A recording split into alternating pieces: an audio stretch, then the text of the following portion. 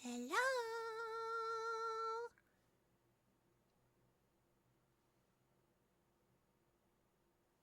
So, are you ready? I'm gonna be moving up.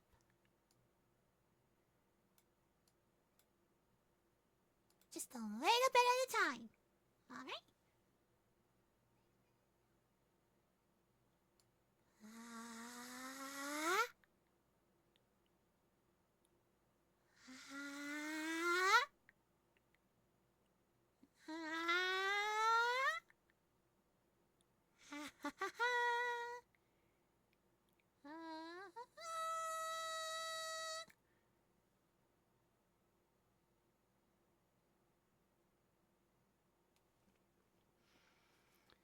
Good morning, everyone! Ramekins and new people who might have been showing up. It's me, Souffle!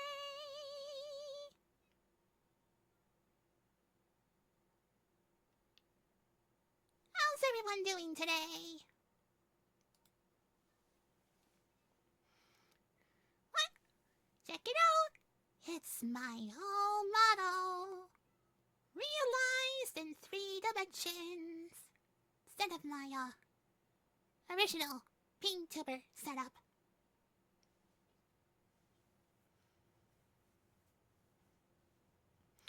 It, took a while, but for various reasons it turned out to be, a bit of a necessity.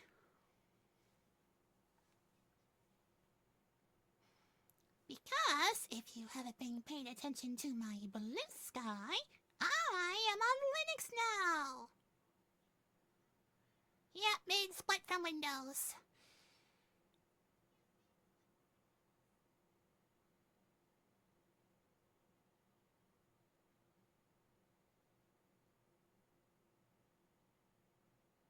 Wasn't a decision I made lightly. But it's also one I didn't really have much of a choice on. Hang on, let me see if I can get the music back on.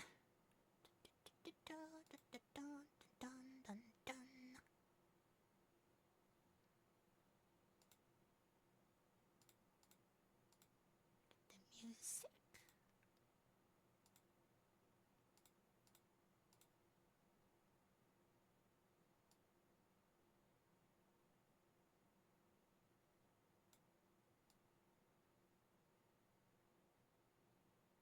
Hmm. Oh, that's the wrong one. Whoops. Da-da-da-dum.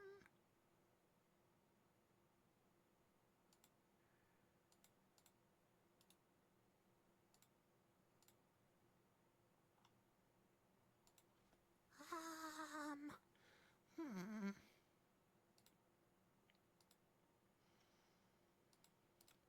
Here we go. There's the music.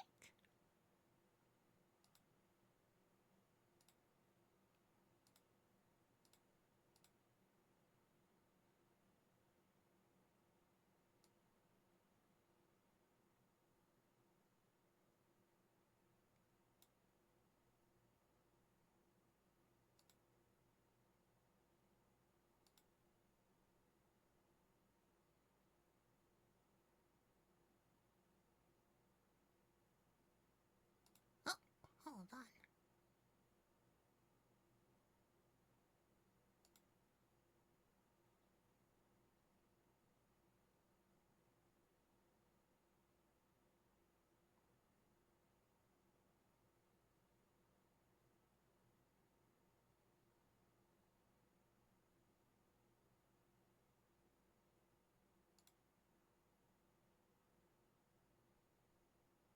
There we go. Let's move you down over here. There we go.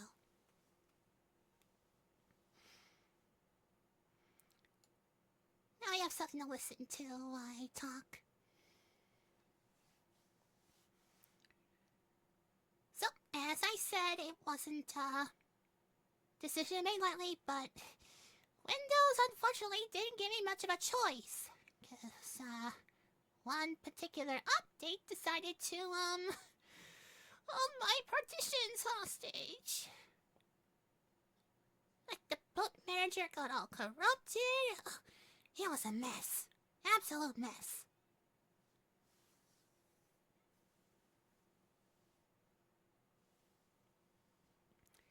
You'll have to let me know if you're actually hearing me, okay? Let's see.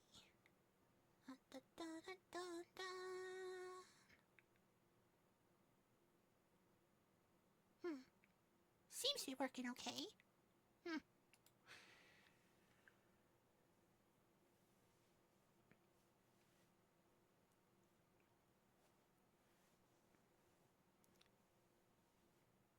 But, let's see. Where was I? Oh, right. The Windows update. Things went weird and just... It was a mess. So, I had to go and... First we tried to fix it. You know, try to get the boot record working again. But it wasn't really cooperating, so... Ended up having to make a decision we've been considering for a while. As in, me and the technomages who help hold this whole thing together. So we ended up switching to Linux. And boy, did that have its own, set of issues to resolve. Oh.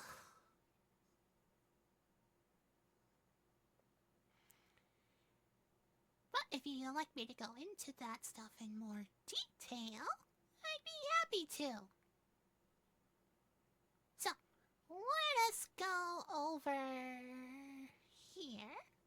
See, move myself a little bit again.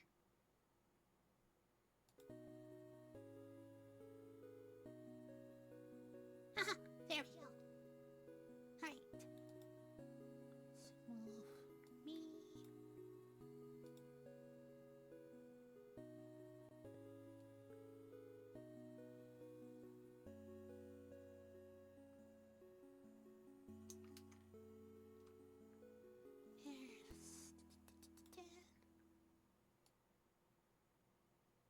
Nope, that is the wrong thing.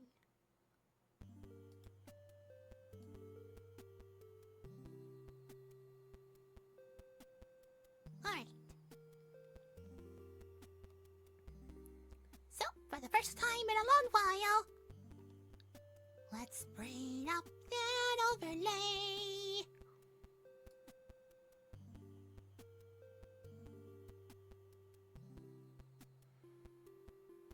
Hopefully I'm not blocking the chat feed a bit too much with my my head in a way.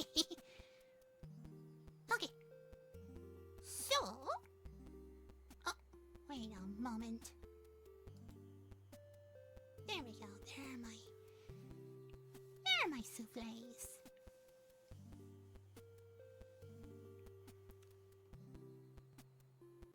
Oh, but first, I have something to show you all. Let's see if I can quick find it. I know I had it here somewhere. Because if you've been checking out my Blue Sky feed, I've been working on a little bit of a redesign. Specifically for you guys, the Rabbikins. For a while, I've been trying to figure out what you all, look like. And in the end, I decided...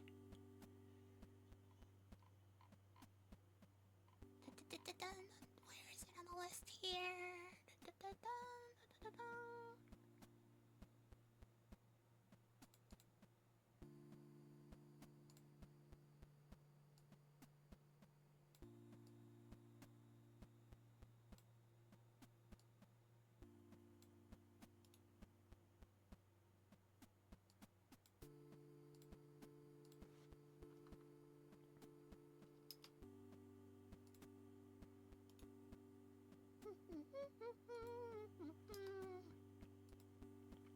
There we go.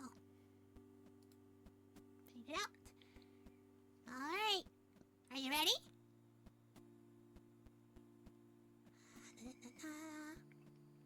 A drum roll, please.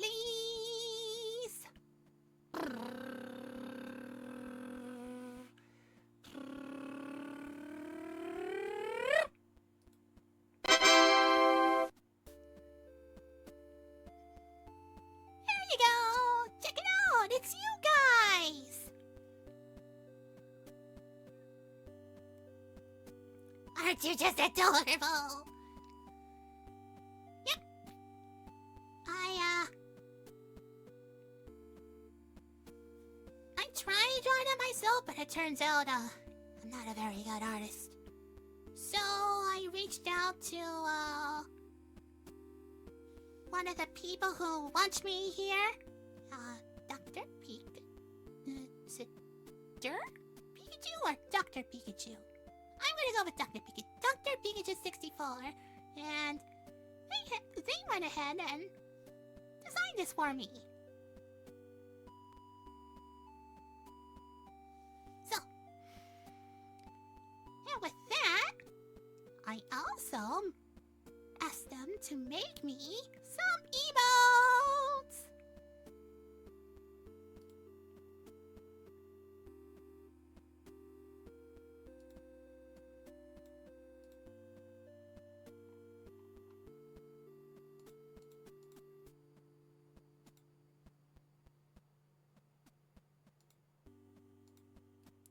Let's see where. There we go.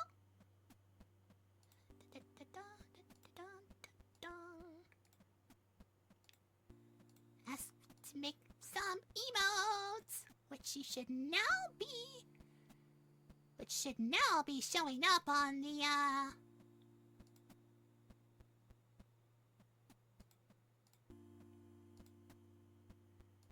down below with your emotes.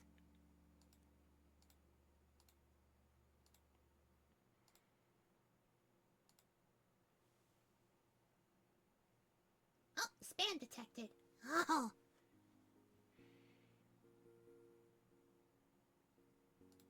Alright. Let's see.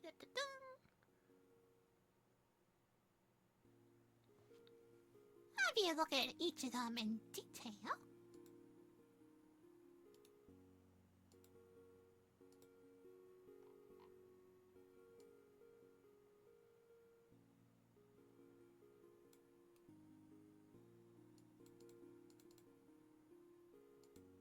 So, first off, here's the angry version.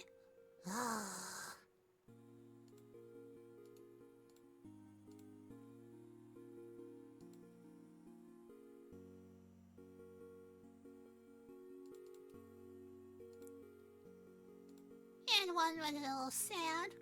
Oh.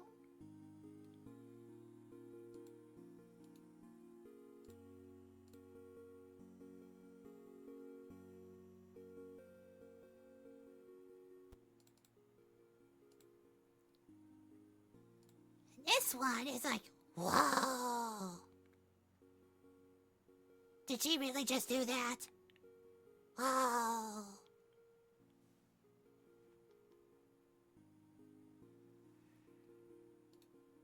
Let's see, next one.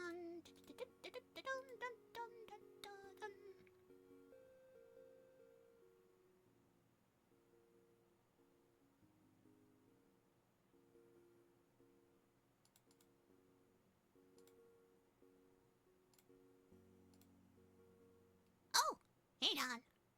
That one is a little bit weird. Hang on. Shrink it down a little bit. There we go. Look at that little squibby. Look at that little squibby.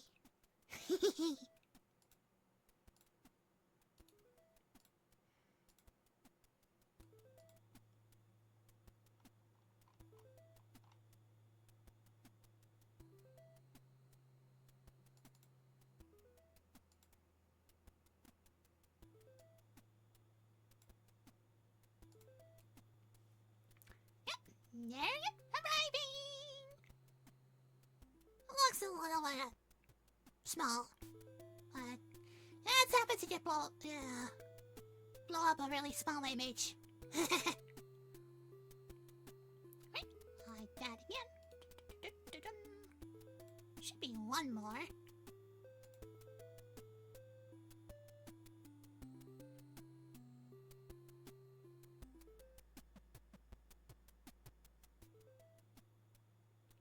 Oh well. Guess I'll have them in my folder here. But that's how it all looks. There's what is set for followers and there's a set for subscribers. Because followers can't have animated versions of emotes. For some reason.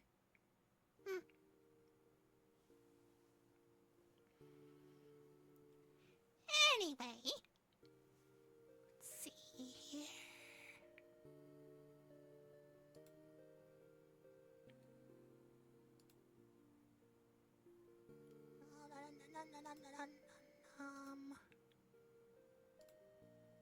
Let's grab this.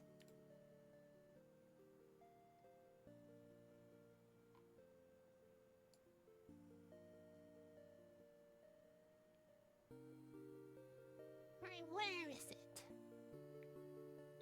No, I got it here somewhere.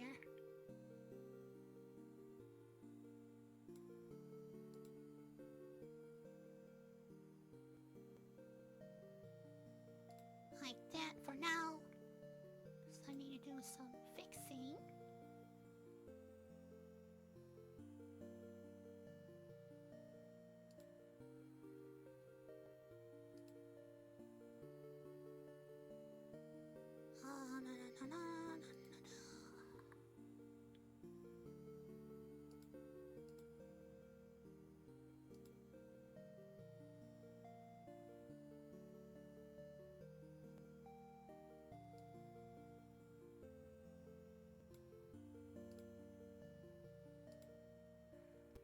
Yeah, I don't know if I do that.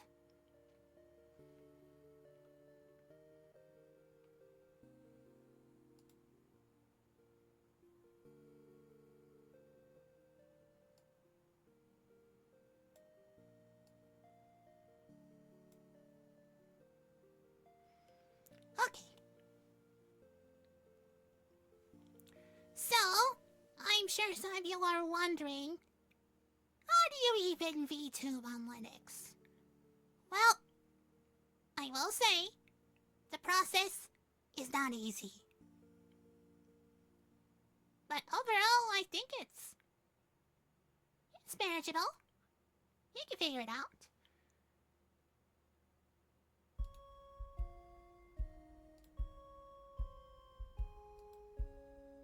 Oh, hang on. Da-da-dun. It's not right.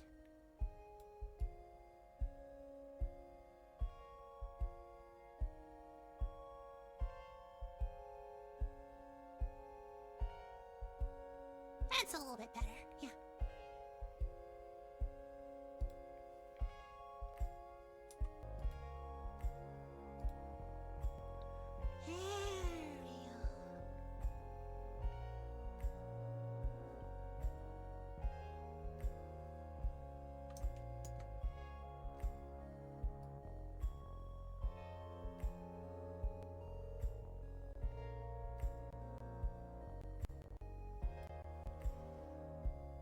There we go.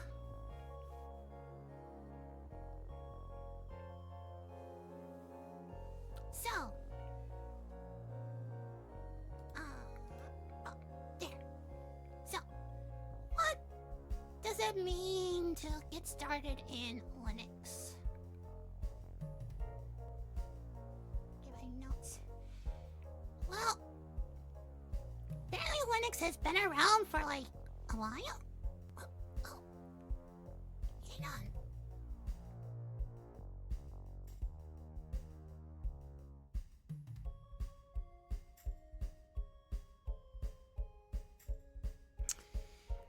I think that's a signal for me to rehydrate. Oh boy. So, I'll be right back.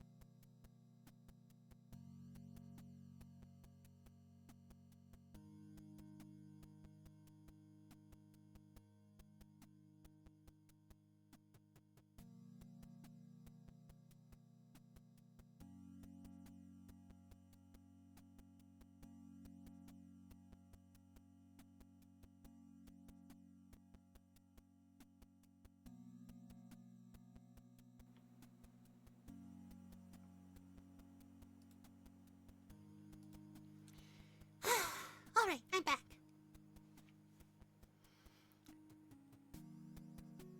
So,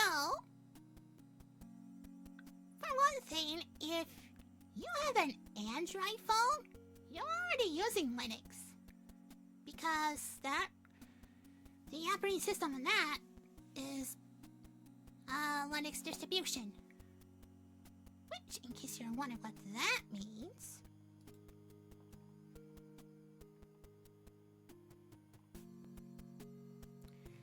it's just like a different version or a flavor of Linux, just to match your needs. Pretty much every distribution can be downloaded for free, burned onto a disk or a thumb drive, and install them on as many machines as you like, even servers. As, for example, as you see here,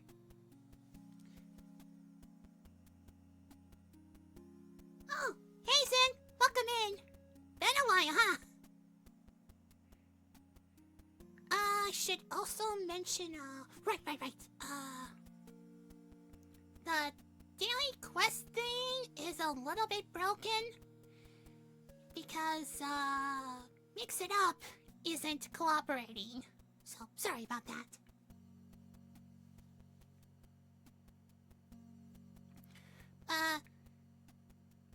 Some of the different people I've been talking to, while getting everything set up so I can stream again, they've been curious about how I was able to get this all set up in Linux.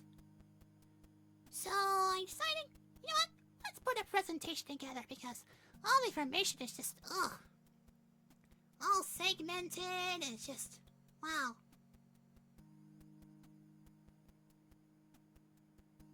Oh, quiet? Huh. Let's see, hang on.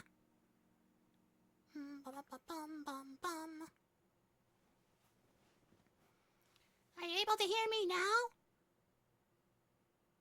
Or maybe you have to turn down the music here.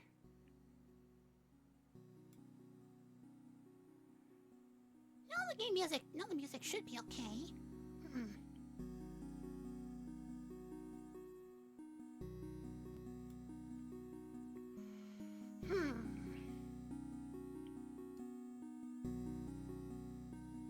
Could have sworn the microphone would be okay. Still more scuff. Even in Linux, I cannot escape it. No, it's 100% as far as it will go.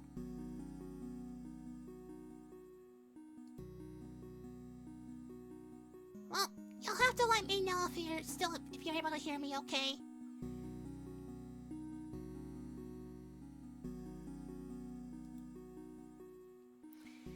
Anyway, let's take a look at the cost of Linux Server comparison to Windows Server 2016. The price of the Windows Server 2016 Standard Edition is $882 US dollars, purchased directly from Microsoft. That doesn't include client access license and licenses for other software you may need to run, such as a database, a web server, mail server. For example, a single user CAL for Windows Server 2016 costs $38. If you need to add 10 users, for example, that's $388 more for server software licensing. With a Linux server, it's all free and easy to install. In fact, installing a full-blown web server that includes a database server is just a few clicks or commands away. Take a look at easy LAMP server installation to get an idea of how simple it can be.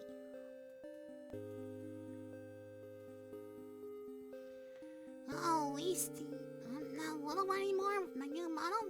Big box girl. Yeah. Here. New outfit. Right. Let's take a little quick break from this whole lecture thing to show off the model. Alright. Go over to this window.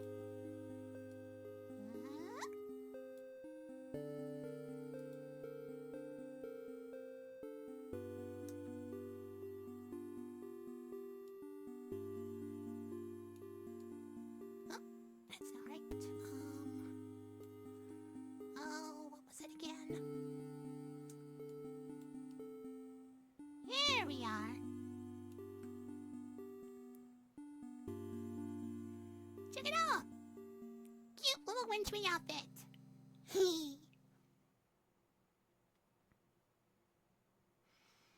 Alright, now to get this all reset, so one moment.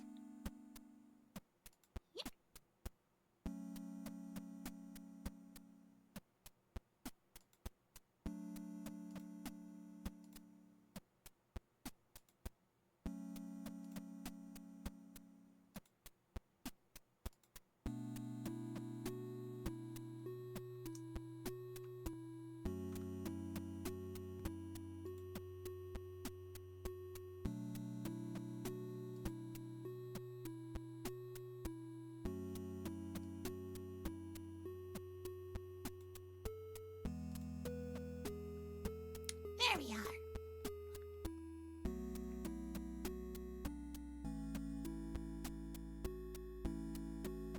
Excuse me. It's cold, so I've got a little bit of the sniffles. It's like very cold, like oh my gosh. Right, let's back to the main scene. There we go.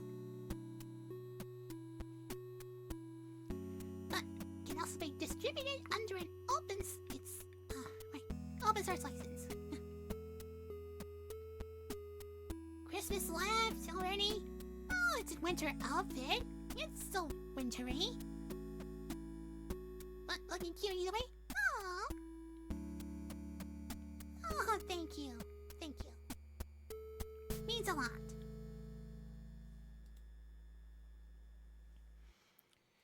Alright.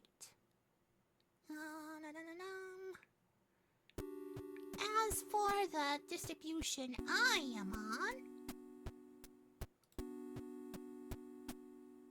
it's called Bazite, operating system for the next generation of gamers.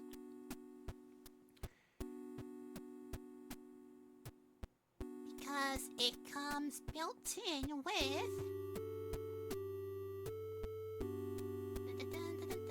where is it? Oh, there was a whole explanation for it here somewhere. Yep, it comes with Steam pre-installed, with HDR, VRR support, and improved CPU schedulers for responsive gameplay, and numerous community-developed tools and tweaks to streamline your gaming and streaming experience. And other launchers like Lutris, as well as being able to integrate things from Xbox Game Pass via Pedal.net, EA app, Epic Game Store, GOG.com, itch.io, Rockstar Games Launcher, Ubisoft Connect, your dad's old CDs, and more.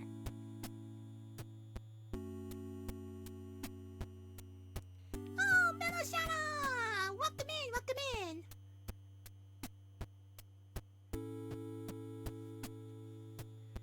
Yeah, hold on. No, I had the Molly. Oh, no, that's not it.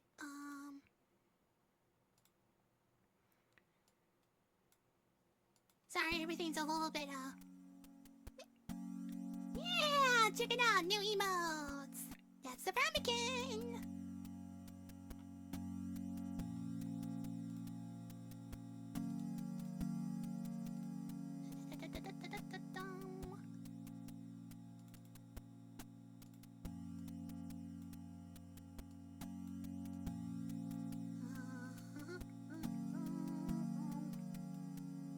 Wow, that is really big.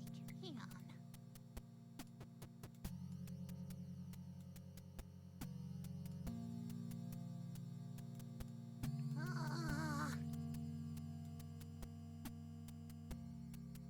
How huge are you?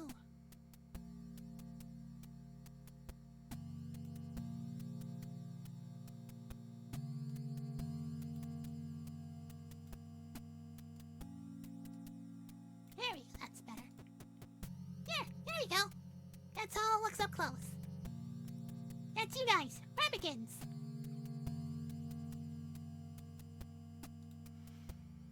Alright. Look at my notes again.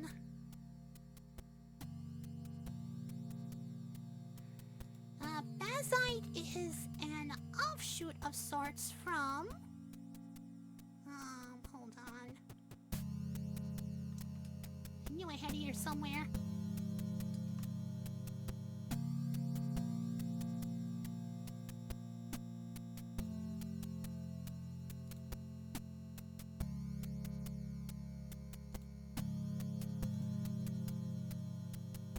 Just a moment.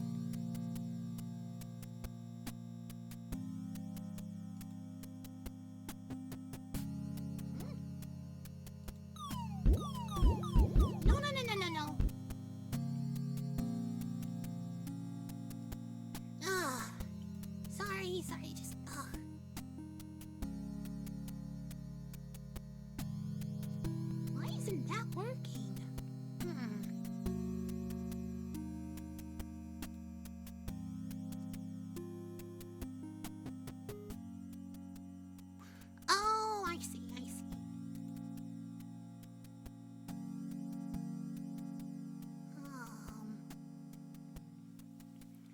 supposed to be a marshmallow? It's a souffle. A souffle and a ramekin. Like what you see on the background here. Lurking to eat but have fun stream. Thank you. Thank you, Shadow. Go get some rest. Go get some rest. You're a cat. Oh, but you're a ramekin. Or maybe ramacat? Ramacat? Either way, go lurk. Go eat.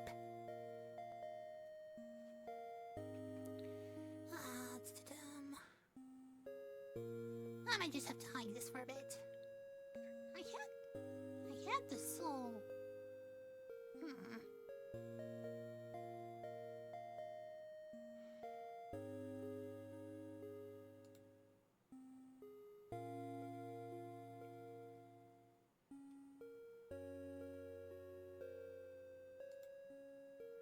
Yeah, I'll have it like this for now.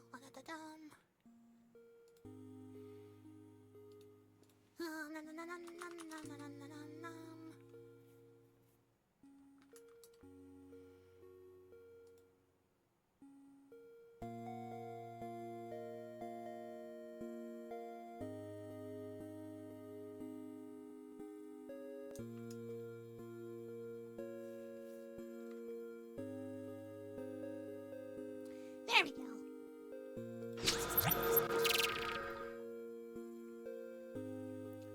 So, Fedora is currently one of the more popular Linux distributions.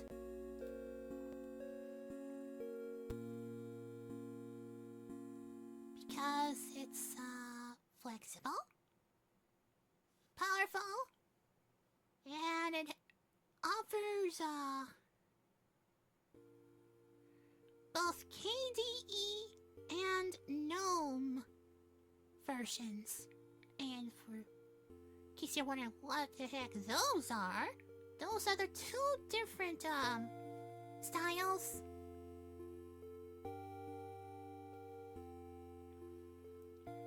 Lowest voice on the left? I thought it would still be able to hear me. Maybe someone's weird with the mic drivers. Oh well, we can get that fixed later, I think.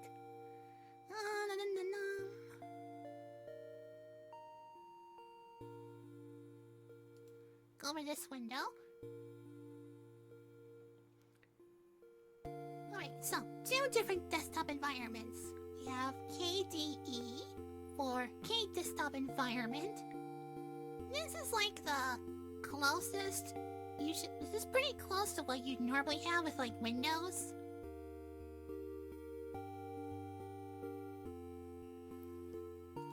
You see, you got the taskbar at the bottom, you got your windows.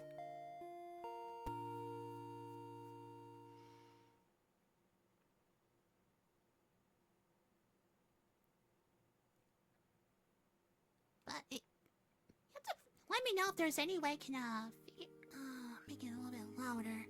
Oh, maybe there's some... Hang on.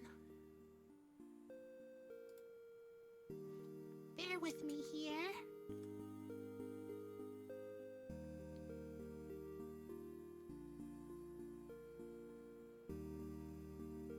Is that a little bit better?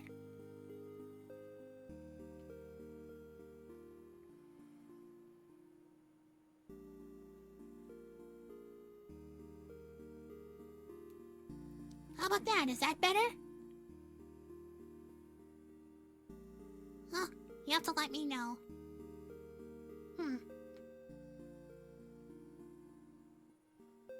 There. No? Hold on. Is that? No?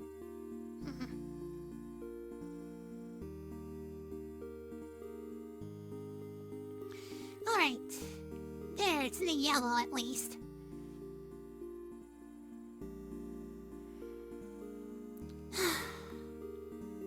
Alright. have to let me know if that's still a little bit too soft. Okay, back to this. With KDE, you can customize themes, layouts, and even program behavior. It's highly well liked on distributions like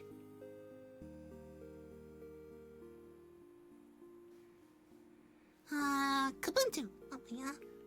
Heck, that works on you because you have a year of headband missions for each streamer. This is why you don't play Truth or Dare with your dumbass friend. Yep, that would do it.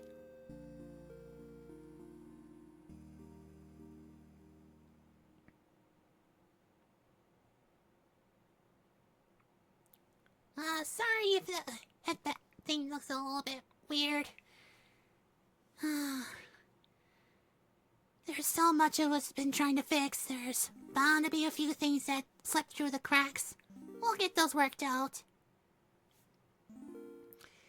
And on the other end, we have GNU GNU Network Object Model Environment.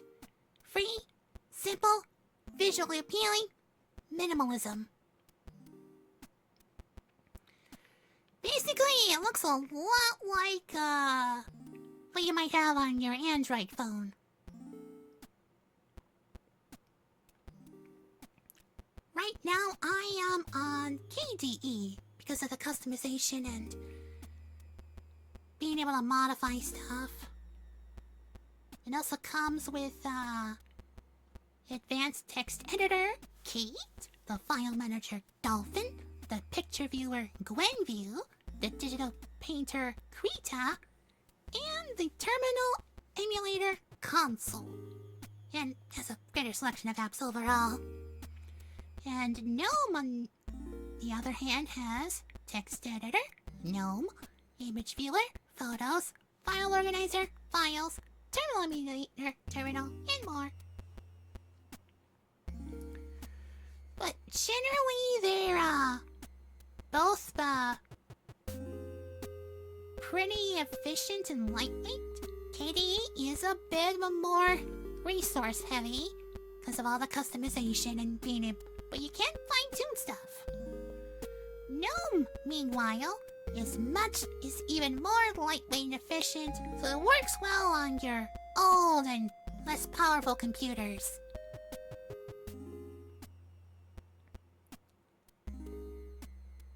So, like I said, very minimalistic.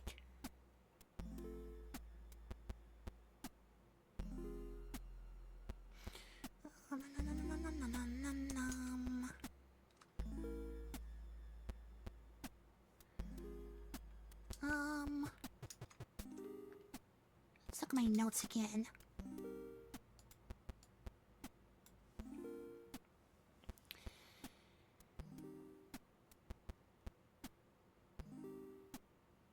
Yeah, let's go back to Fedora.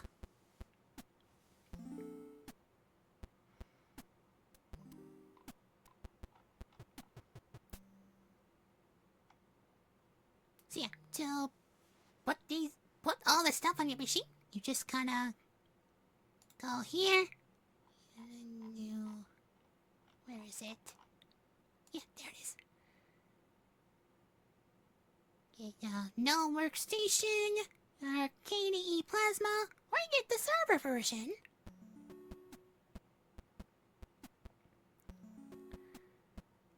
And over here on the Buzzite side,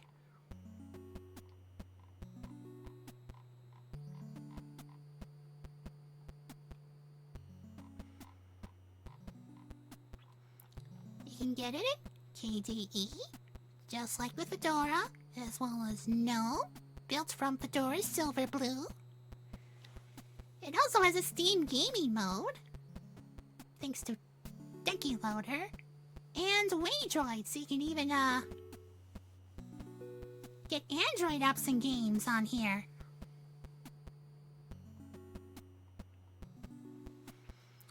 It also has an App Store, as well as Brew, which is basically homebrew on Linux. Built-in container support means packages for any Linux distribution, which includes the Petixis terminal and distro shelf, providing access to distro box containers, which is basically distribution virtual machines.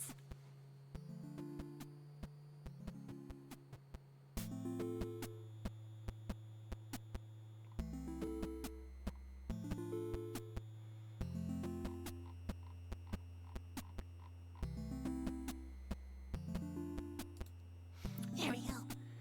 Just gotta select your hardware, PC, home theater, desktop, or if you got a Stream Deck, you can get Bozite on your Stream Deck. Since Stream Deck usually has some version of Linux on that.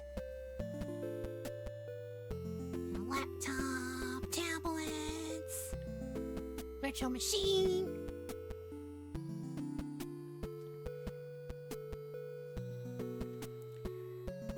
But when it came to getting this on my machine, had to go through a bit of a workaround because, as it turns out, Bozite has a bit of an issue with NVIDIA drivers. Or at least it does from my experience. So when I try to install from Windows to Bozite, it didn't go well. Spent a few days messing around with stuff. It just, didn't work out. So instead, what I had to do was download and install Fedora, go from Windows to there, and then rebase into Bozite from Fedora. Thankfully, rebasing it's not too bad. It's not too bad. Let's see. No, I had that here somewhere. Hang on. Close that. For now.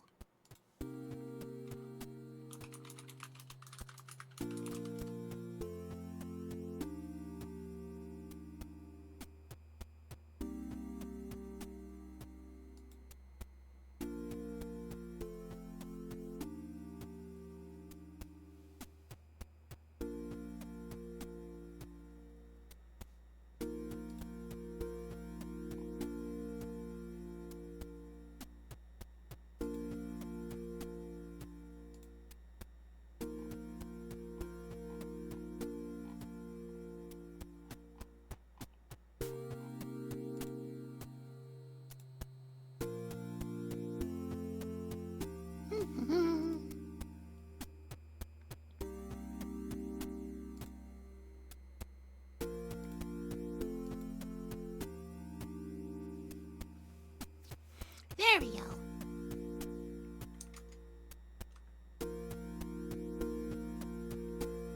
Oh, hiccup.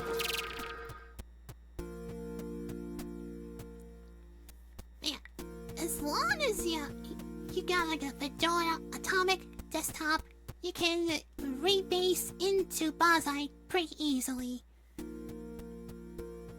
Just kinda copy this command here, paste it in your terminal, hit enter and let it do its thing. But it is recommended by the devs that you stick to the same desktop environment as your current install when rebasing. So if you're in KDE, you should rebase into KDE. And if you're in GNOME, you should rebase into GNOME.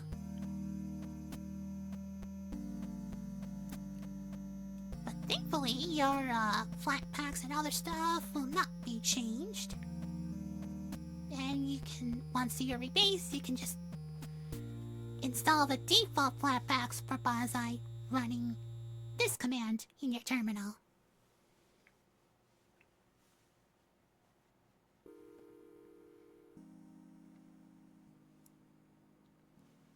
Alright. What else did I have on my notes here? Oh, right. I also had to go and track down, Linux, Fedora's NVIDIA drivers, which some people thankfully put together. And once I had that working, then it could rebase into, Bazite. It just, it was a whole thing.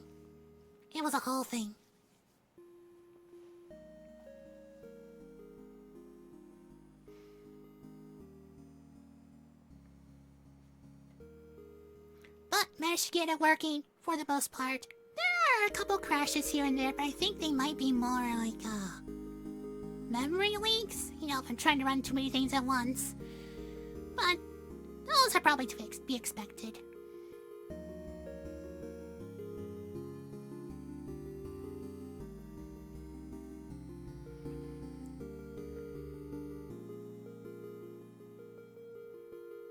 Now with the different programs in Linux, generally, the current trend is to have flat packs. Let's see if I can figure out a way to explain this. Let's close this.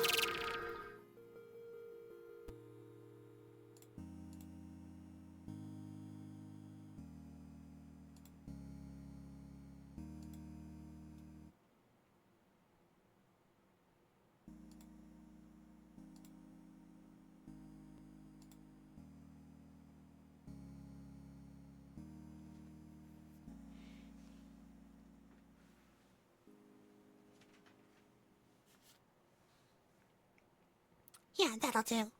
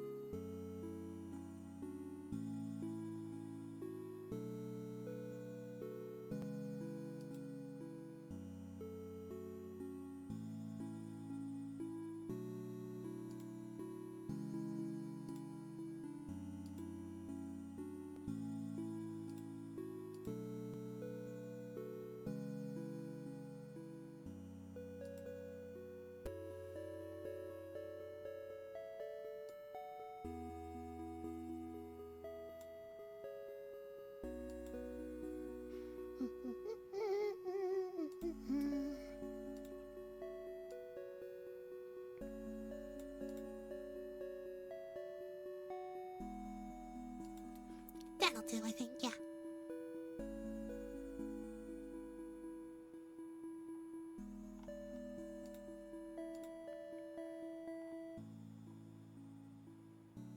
Alright, bring this back up. Alright, so flat packs. They're basically kind of like, hang on. Switch over here.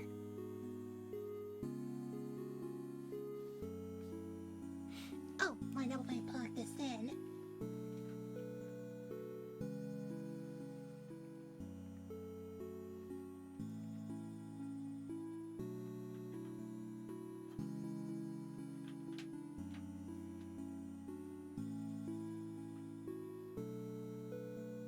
Working out? There you are. Alright. So, it's a lot like,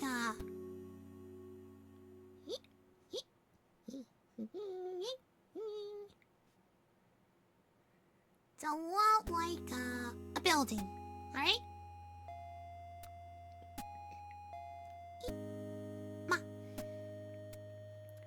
With, usually one door that allows the program access to whatever it needs to work. And no windows. Because you're not in Windows.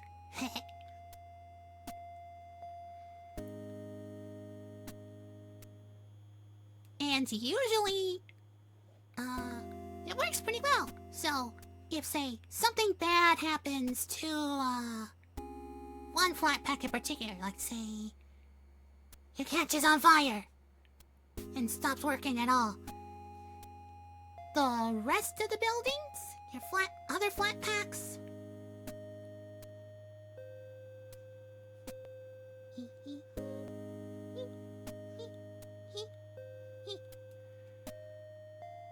they're all safe because because the fires will be usually self-contained, unless you did something to unless you like open too many windows, and then everything else starts catching on fire. You don't want that to happen. No.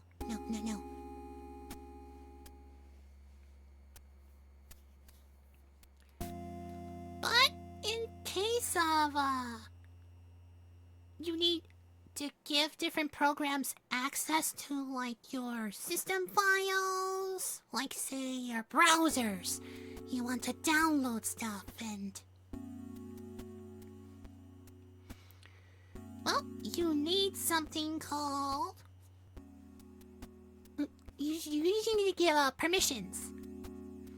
And typically that's done in Bazide anyway, through something called Flat Seal.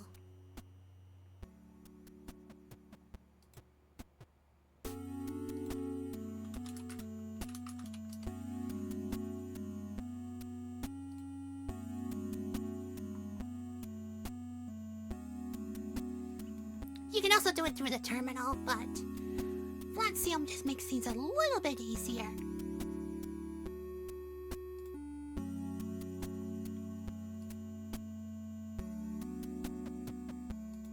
Close that for now. There we go.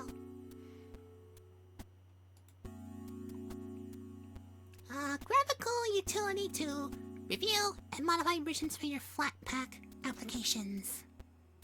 So you'll add access to your network, user files, system files. You can also apply this to all applications if you need to. Usually not recommended. Like I said, if something bad happens to one program, then it's more likely that something bad will happen to your other programs. Don't want that. Don't want that. No.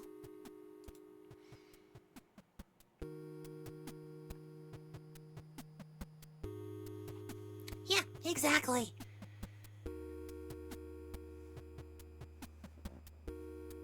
Best is just let the flat packs remain where they are. For the most part, you just let it be.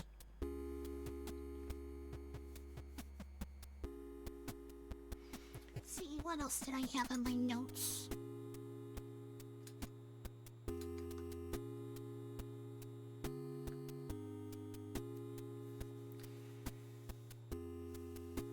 And if you're worried about like different programs like Office or the different Adobe stuff, Photoshop,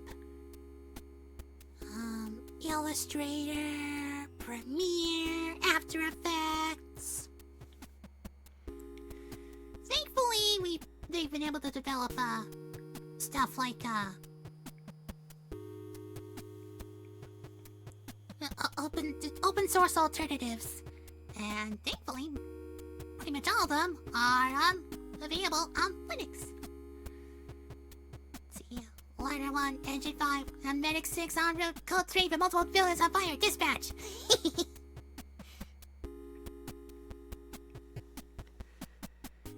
Different programs like, hang on,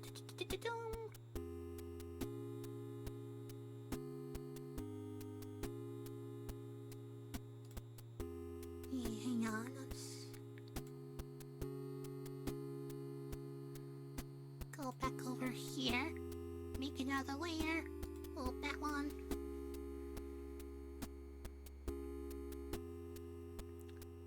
course, for like image editing, you have the GNU. What was it called again? Image Manipulation Program. Or as most people know it and call it GIMP. Hopefully that doesn't get me hit by Twitch's term of service for mentioning that. You also have this program. You also have the program I'm currently using, Krita. You know, it's like Paint Studio Pro. What's another one? Metabang Studio Paint, Adobe Illustrator. If you're familiar with those, it shouldn't be too difficult to refamiliarize yourself with Krita. You also have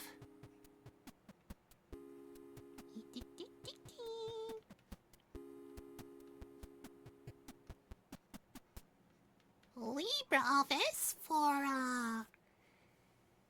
the whole Microsoft Office suite, you know, like Word, Excel, PowerPoint. What's another one?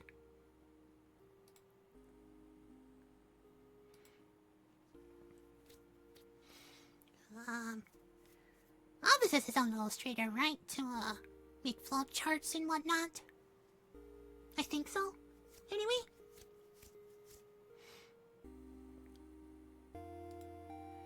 And as for like the video editing side, you also have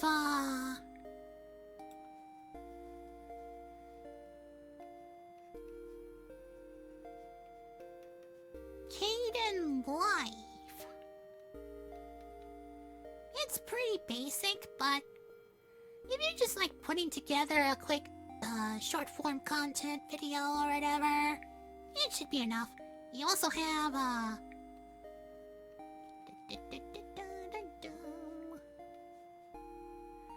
DaVinci Resolve for making if you want to be a bit more in-depth with your editing. I think the free version is still okay.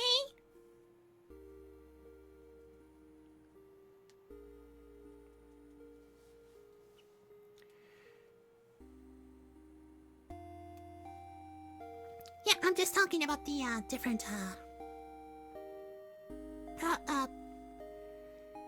open source alternatives to Windows and Adobe stuff that you might end up missing with the cheat codes? No. Just, hang on.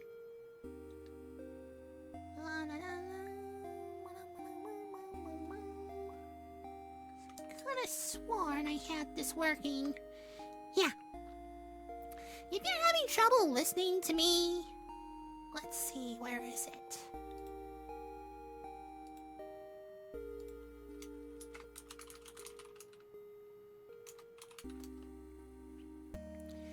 Go to closed captioning here. Get all that set up. Maybe that'll help you if you're still having trouble listening to me. Or maybe in your case, maybe you just need to turn up your volume, huh?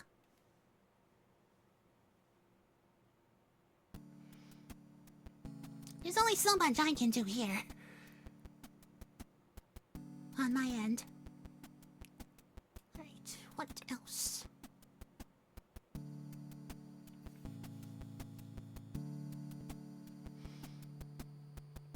Now, as for the stuff in the games side, as I mentioned earlier, Buzzite has Steam pre-installed, as well as Lutris.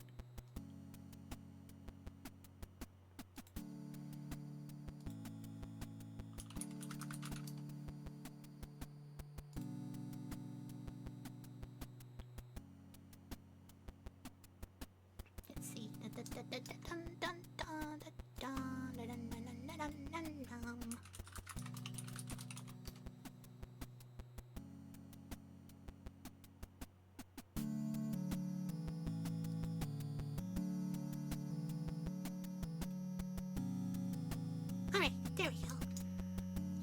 switch from that to this. Oh.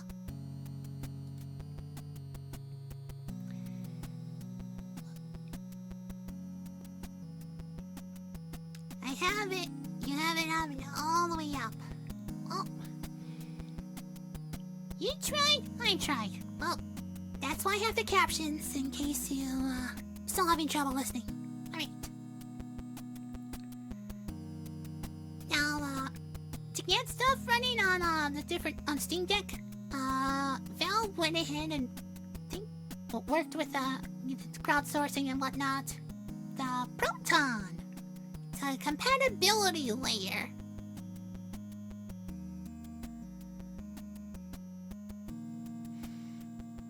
Want to check on YouTube. Wow, he came to me and I'm too quiet.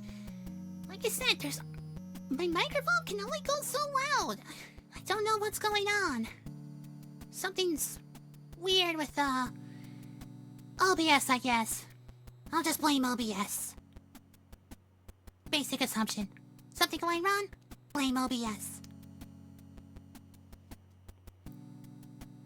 Yeah, to get things working on Steam Deck, they got stuff working on with the Proton.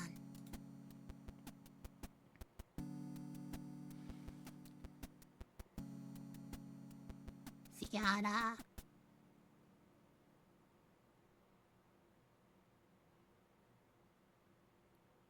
generally like 10% of the games on Steam are verified, 40% are playable, and 30% is currently unsupported. So, they're working on it. Generally, if stuff is, compatible with Steam Deck, it'll be compatible with Linux, and therefore compatible with Bozite. At least on Steam side. For a lot of other stuff, you have Lutris, a video game preservation platform aiming to keep your video game collection up and running for the years to come. Since over the years, video games have gone through many different hardware and software platforms. And Lutris is a project to kinda help, keep that stuff from, just collecting dust in your library because you can't play it anymore. Your hardware's too new and the games are too old. Or stuff's all on Windows and you're on Linux.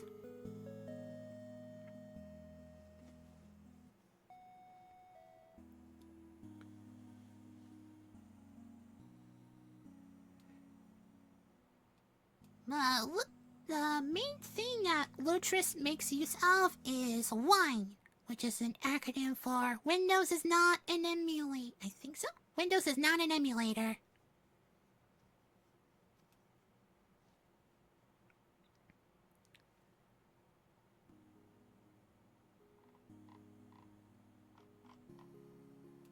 Let's see, it says highly recommend installing Wine from your package manager. Any version of Wine knows it pulls both 32-bit and 64-bit variants.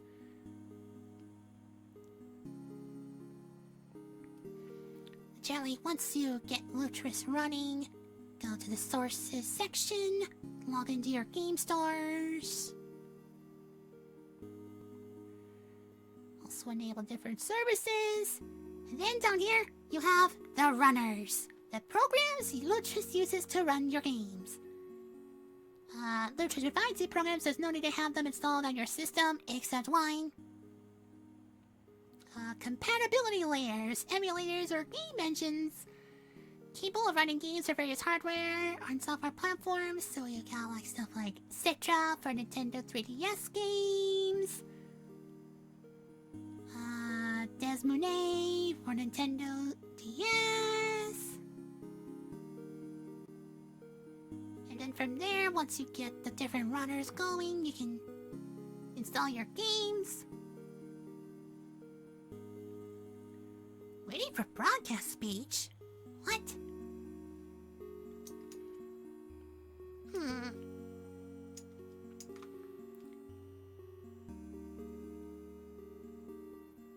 That is weird. Maybe it's catching my speech. Oh. Funky. Ah, oh well.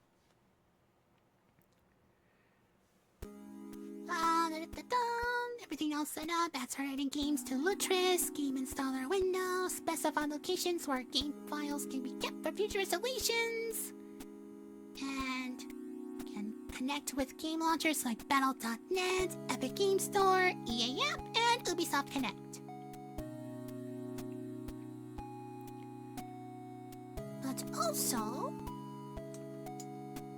for stuff that, isn't really a game, but is helpful for getting stuff running.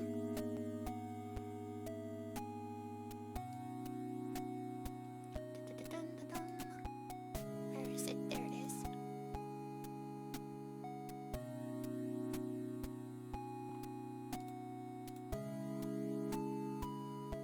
Hide this for a little bit. Pull up another tab.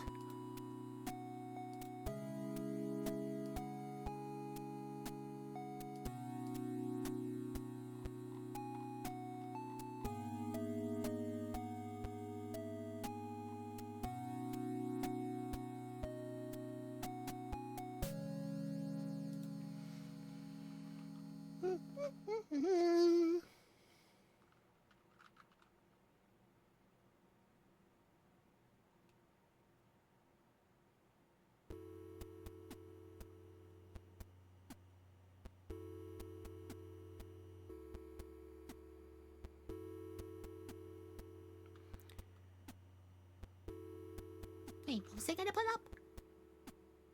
Oh,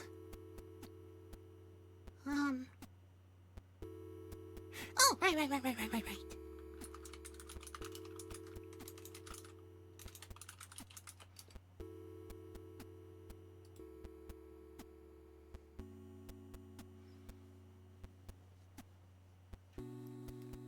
Oh, wow. Yeah, you were kidding. Well, like I said, I do have, sniffles right now, so... stuff I say probably isn't being caught very well. Not much I can do about that except, get better. Not be sick. Okay.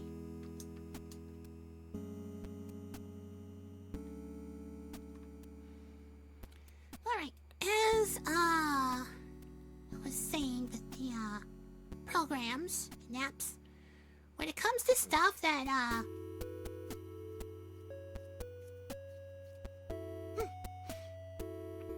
like different, other not games stuff,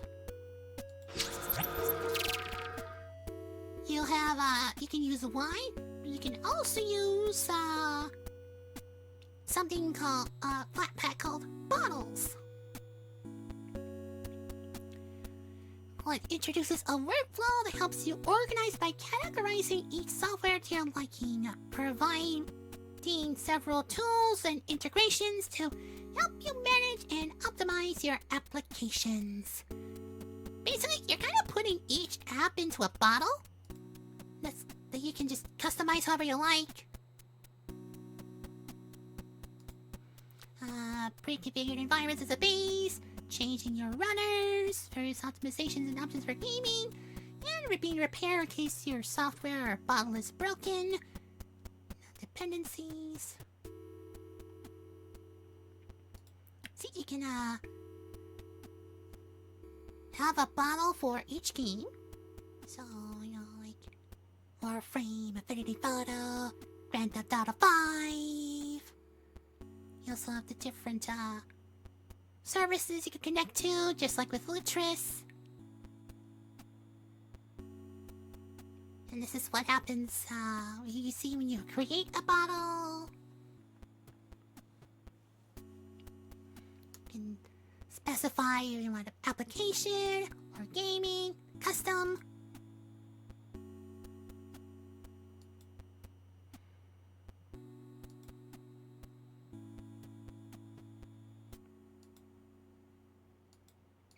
So, there. Yeah, SCP. Where is it? Close that again.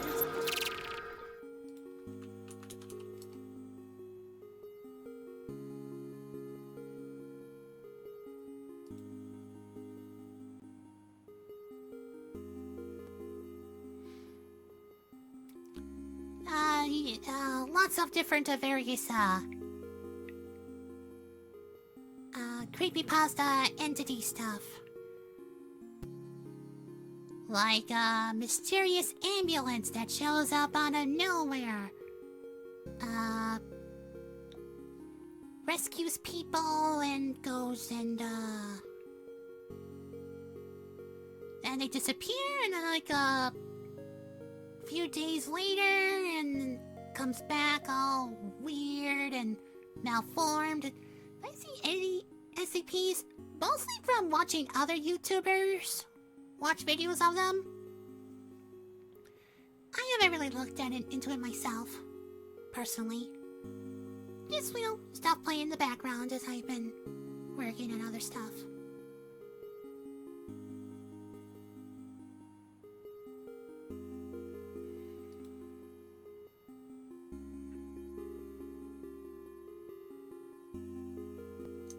Let's see, where, no. Let's look at my notes again.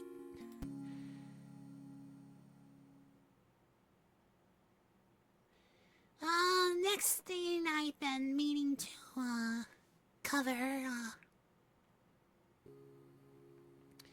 OBS itself. OBS does have a flat pack. The ones that are scary are the peanut you have to stare for so long because if you blink, you're dead. Oh, that sounds scary.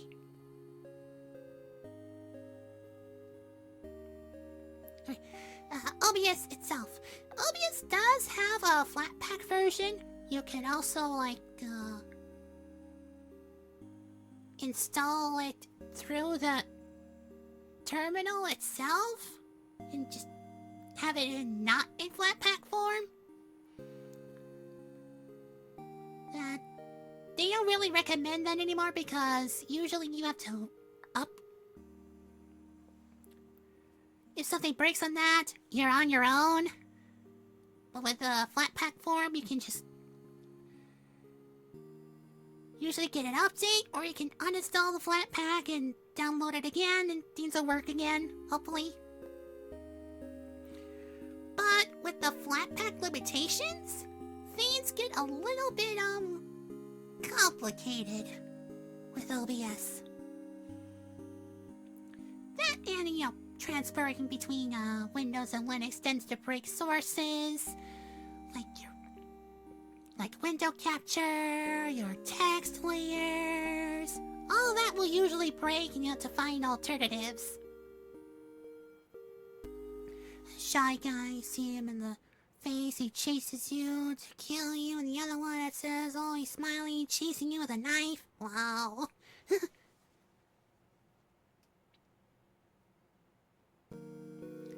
But thankfully,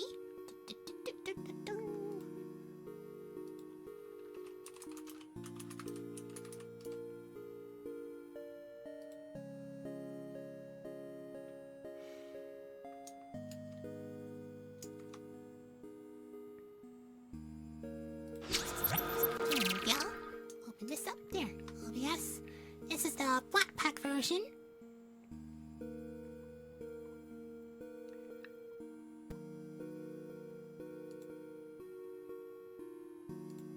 And thankfully, there are a lot of add-ons you can install on OBS to get stuff working, like Droid Cam, OBS VK Capture to capture Vulkan and OpenGL applications, new Tech NDI integration, item multi-stream, Wayland hotkeys. We'll get to those later. The advanced scene switcher, very important. Advanced masks, input overlay. And there's a YouTube role player who thinks and creates these SCP creatures so the SCP uniforms for other players to play in. Huh. This is source clone. Yeah, a lot of the different, the more popular plugins that streamers and other people use are added here in the flat pack. And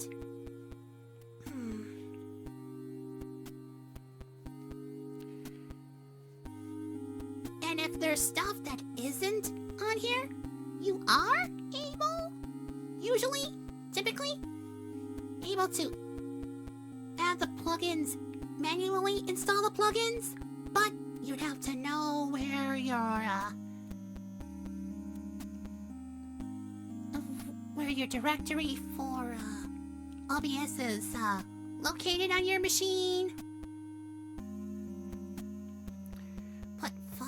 Put them in the 5 roleplay servers. You were one of them, but you died first, so like, WTF. Well, was it interesting to watch other people play at least?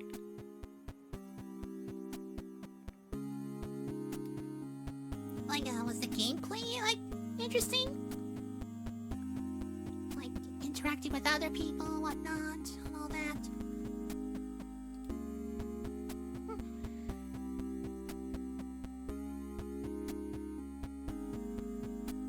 Let's see, yeah, generally, go into OBS and your file and usually if you go here and then says show settings folder, show profile folder, usually that'll get you where you need to go.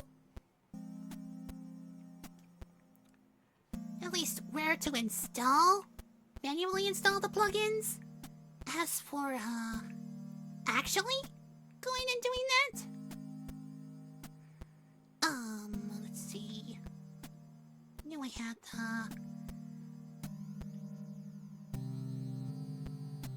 information on that somewhere. Hang on.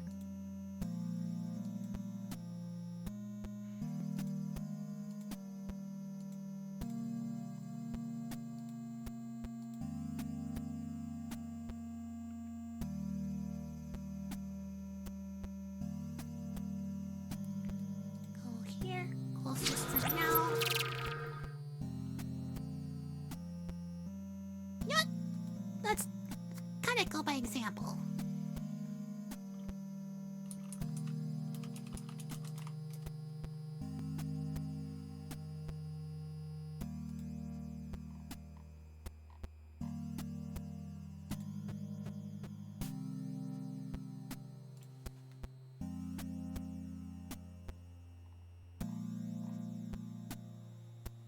Alright. No, it's a GTA server, but instead of the original GTA 5 online game, it's more of a GTA similar to real life, where you'll roleplay your own life and characters with names, departments, etc. Oh! I've seen a number of VTubers play that, like, last month. Like, around Christmas time. It looks like they kind of stopped doing that, though. Maybe just kind of fell out, the trend fell out, and now everyone's playing Hightail and whatnot.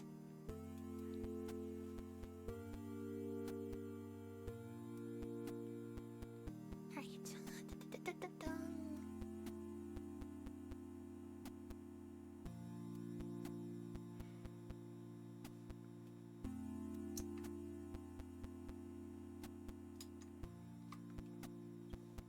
Okay. Alright. So, here we have the Move Transition plugin.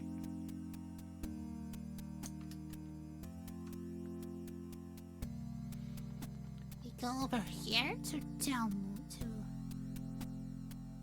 look at what it's got.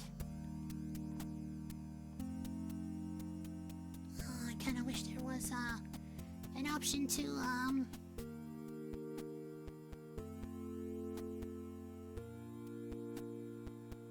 show what's actually inside these.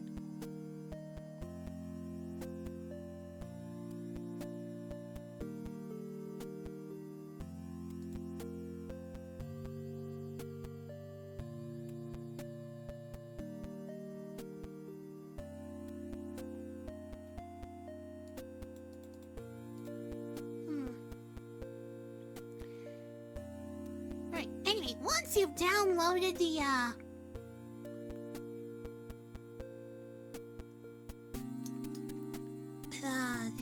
plugin,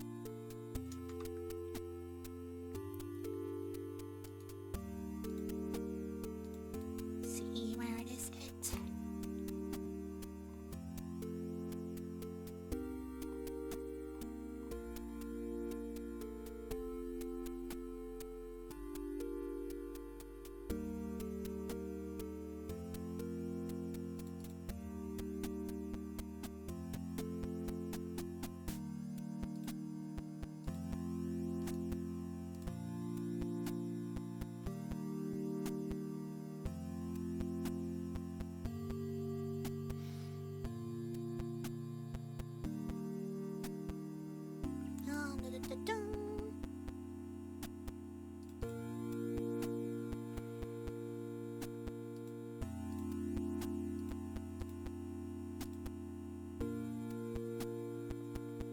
Yeah, the ones you watch are Polecat324, who was the director of the RP community game, but now a retired director because of some allegations he got as a train back. So yeah, and the other one you watch is JMW Films. He's the one that creates and roleplays the SCPs and other game, movie, series characters. Ah, I see. Mm-hmm. Alright. Close this window. So open up another window.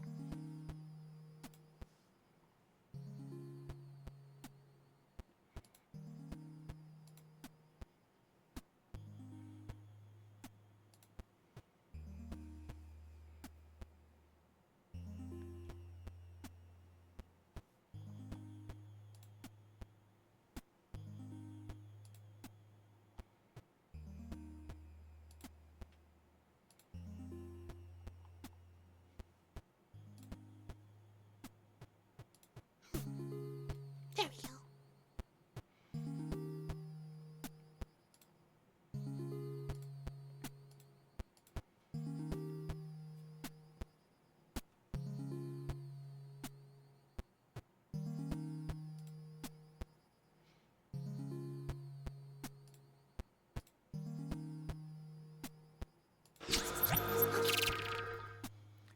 It might be easier to just kind of explain through Krita.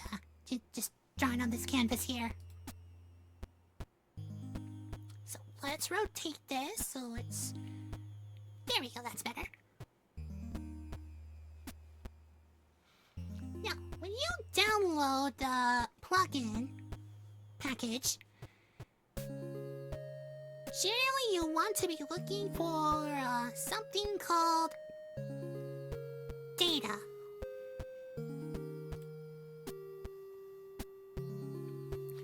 Usually it's either a zip file or a .tar.gz.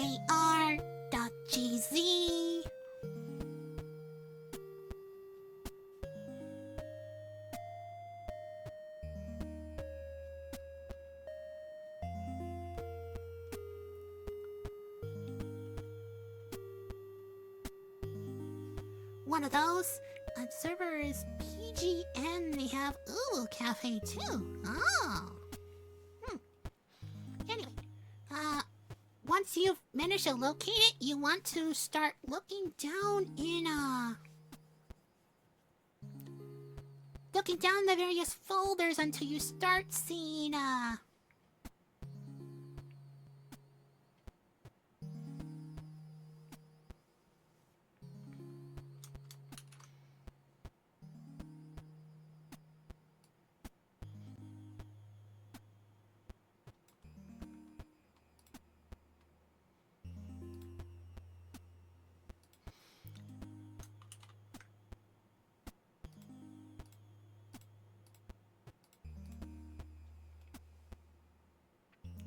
That's a bit small. Let's resize it a little bit.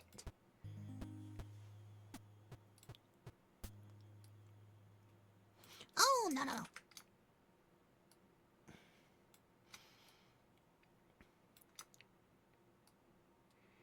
Yeah, until you start seeing stuff like, OBS plugins. OBS plugins. You keep on going.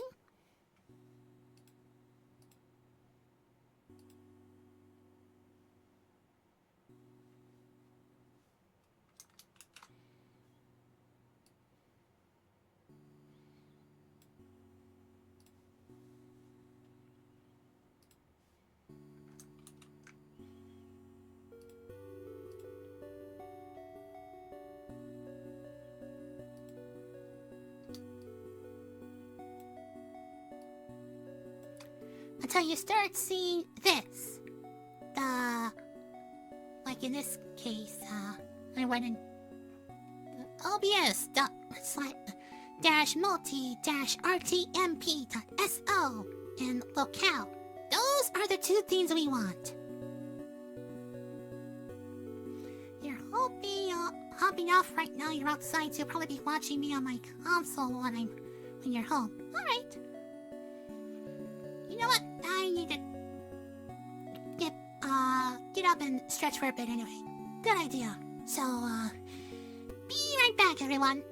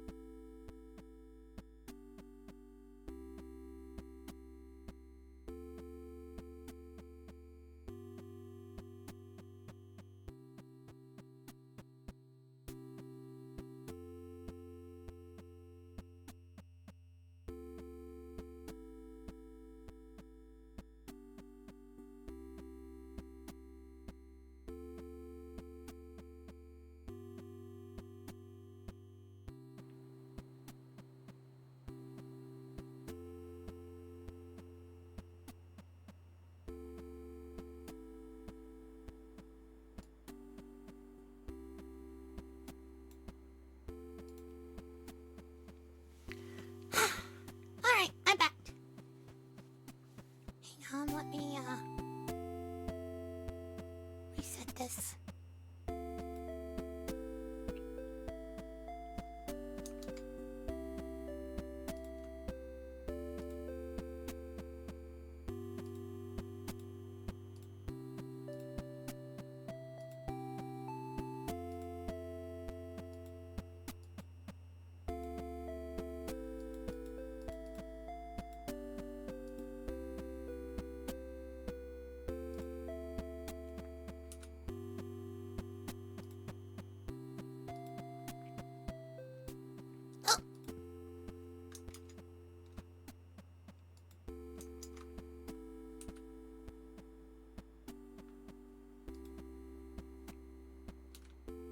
There we go.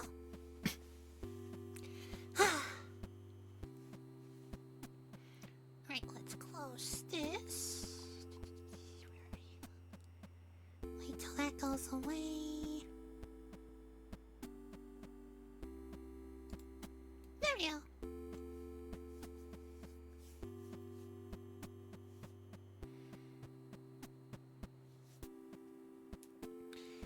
Alright, where were we? I don't remember.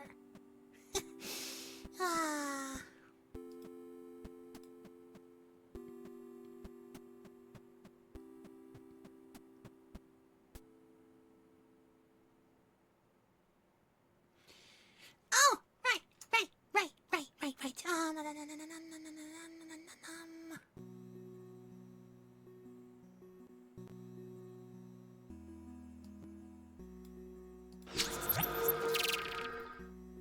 Right, this whole thing.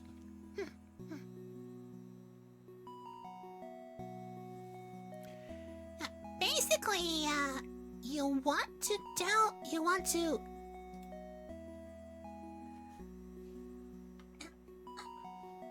this. There we go.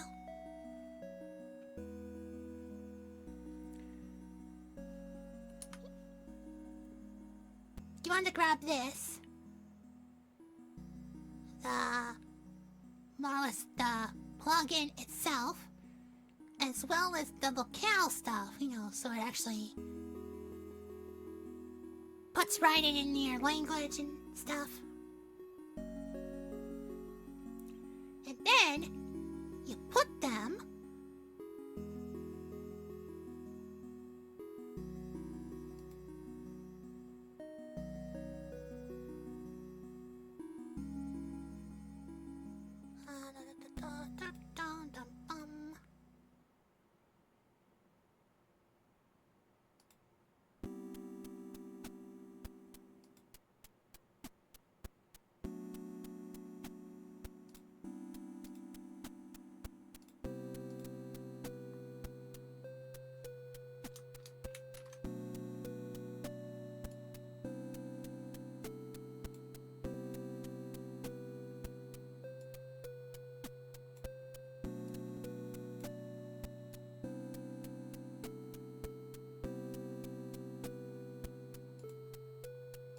There we go.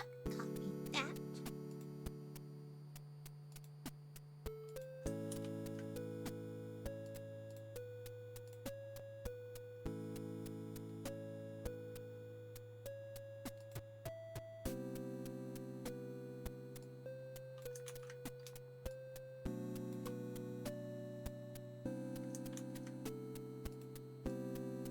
There we go.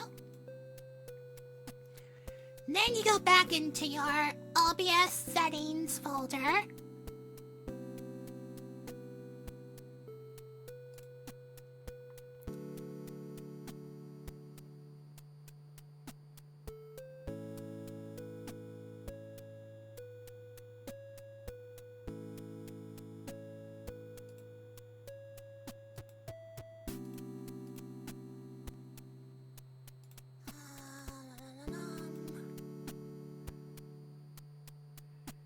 And there'll be,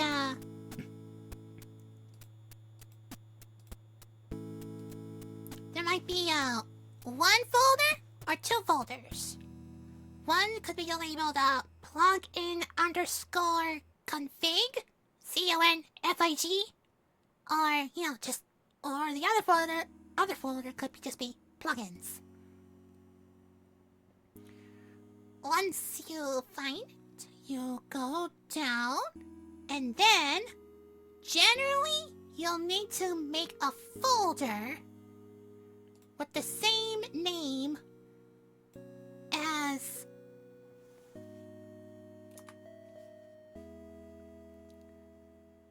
with the same name as this.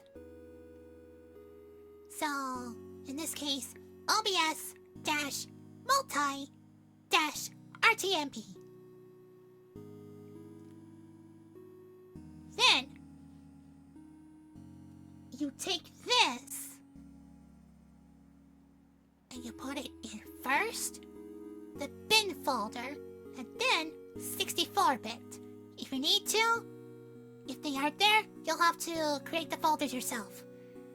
And then for locale, you need to go over to put it in the data folder. If it's not there, you need to make it yourself.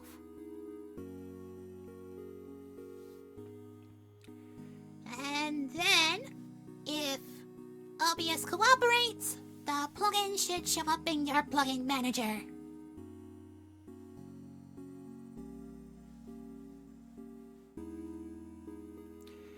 But if it doesn't, it's possible that it's just not compatible with... that the plugin is not compatible at all with Linux, or you put it in the wrong location. Somehow.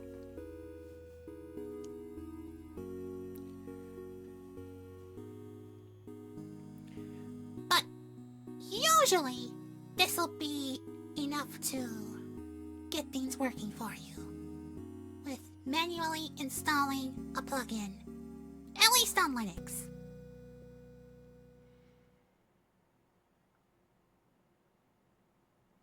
See, what else?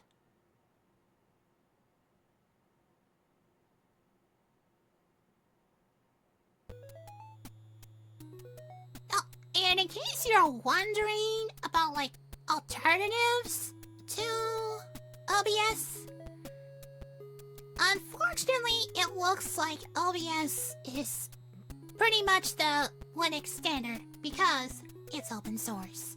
So something like, say, Prism Live Studio, that's Windows only. So that probably will work. You might be able to get it to open if you use like wine or bottles. But whether or not you'll actually be able to stream with Prism Live Studio, I could not tell you. And I would have to assume it's not likely. Because there are a lot of like might be too many layers for Prism to get through in order to, actually be able to stream. If you want to try, go ahead. But still, don't be surprised if it doesn't work.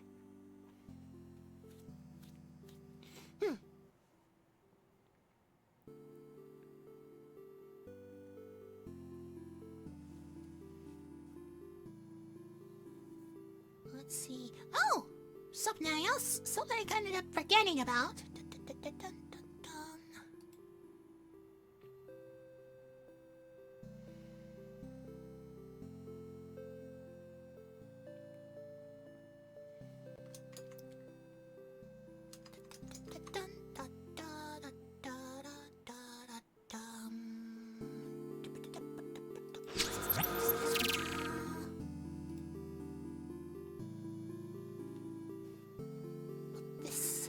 Down here for now.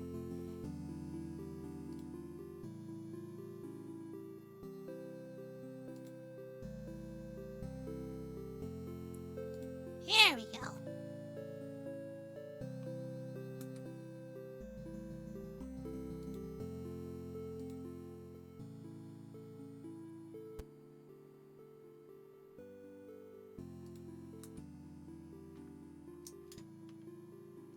There we go.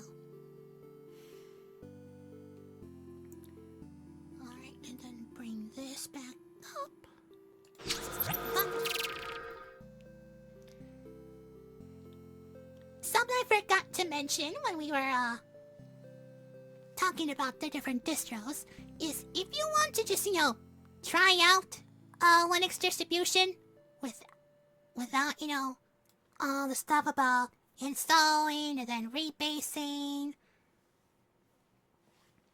Thankfully, you can just, go to a site called DistroC, where you can just test drive the distro online with the online virtual machine. So in this case, let's see how... show off the Bazite desktop, the one I'm using.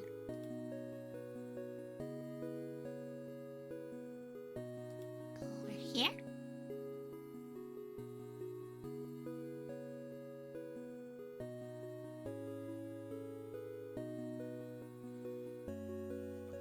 Right, oh, that's waiting to be queued. Oh, there it is.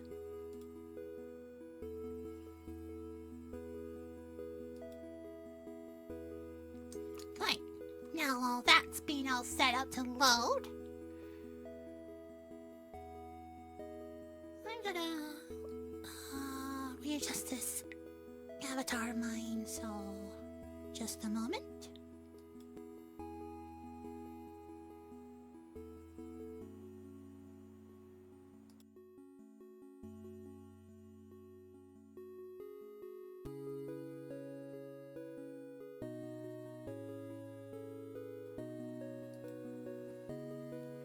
There we go. That should be better now.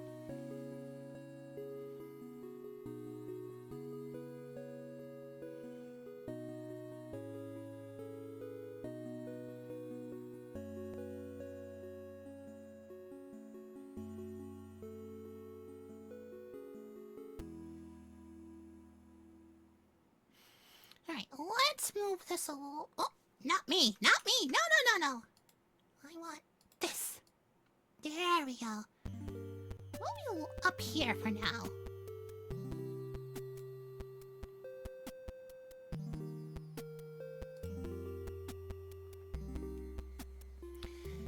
Alright, installation and troubleshooting. Alright, ignore the fact that our cursor is currently just a square. Yeah, everything's fine with that, it's weird. Alright. See, over here we have the application launcher. As you can see, we got Firefox, System Settings, Dolphin, and Kwrite. That's the text editor. It also works for coding. It's got a little stuff set up so you can write code together. In addition to, writing stuff down.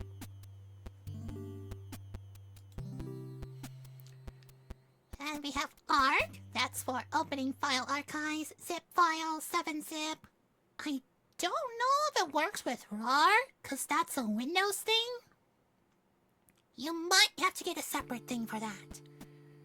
Then here is Bazaar.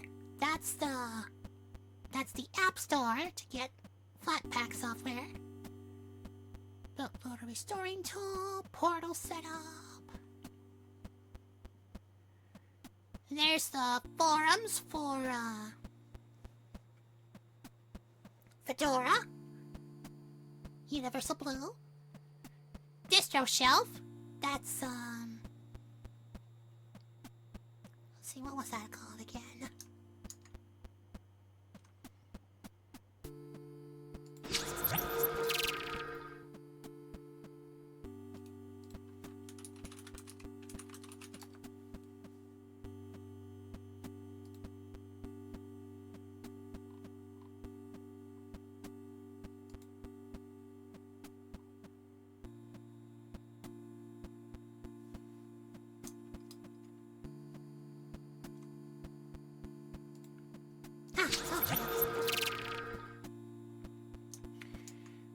Distro Shelf is a graphical interface for managing your distro boxes. Basically, using any distribution inside your terminal. Since we're already inside a virtual machine, it'd be like a virtual machine inside a virtual machine, so we don't know how stable that would actually be. We got emoji selector, input method, Firelight, Firefox, there's Flat Seal, there's 4-star Waydroid, and there's a simple image viewer, GwenView, and open source medium player, Irona. Alright, and the different open source apps. Kcalc, calculator. Kfind for finding folders. Kwallet manager. Kwrite. Kate, advanced text editor.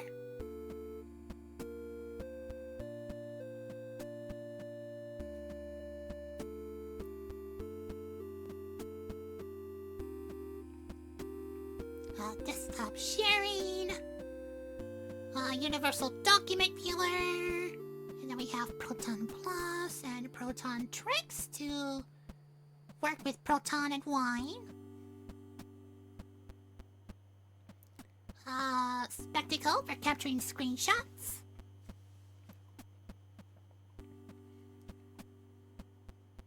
And Warehouse for managing Flatpaks. And Waydroid. And web apps run websites as if they were apps. So let's see. Looks a lot like Windows, doesn't it? Just a different file. Just basic file manager.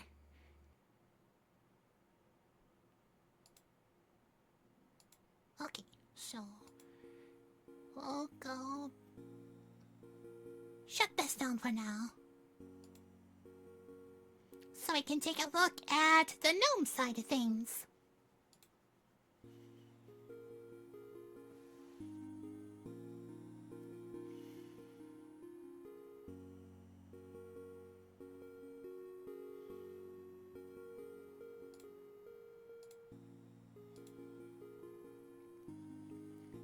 Alright. Fetch the queue.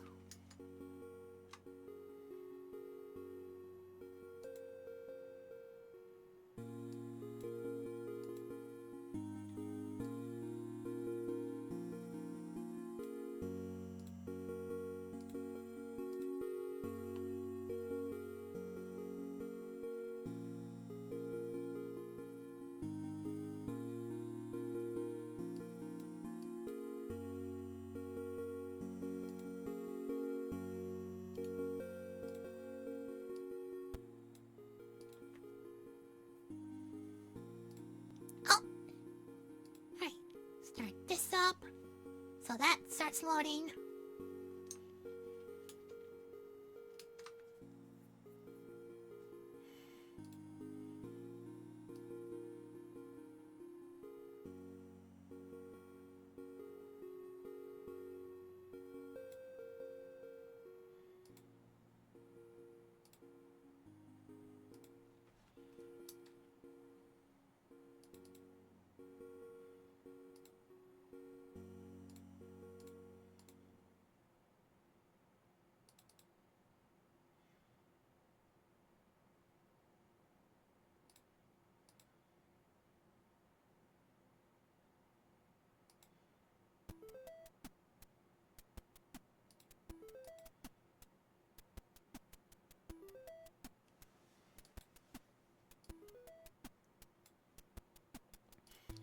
Alright, there we go.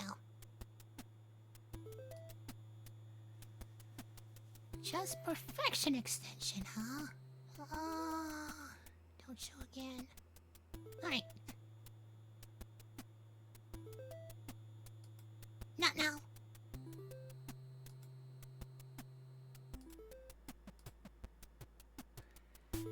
Alright. Unlike, the KDE version, the taskbar we're looking for is up here. So you got the App Grid, Files, Steam, Lutris, Mission Center, Terminal, Distro Shelf, Bazaar, Extension Manager, and the system stuff. Like I said before, it's a lot like what you might see on an Android phone. Right down to having this grid here. Contacts, weather, clocks, calculator, calendar, document viewer, utilities, characters.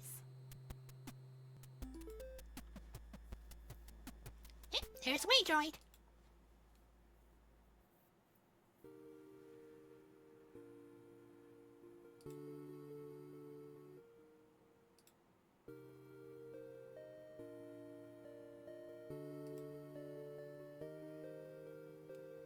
And here's Num's version of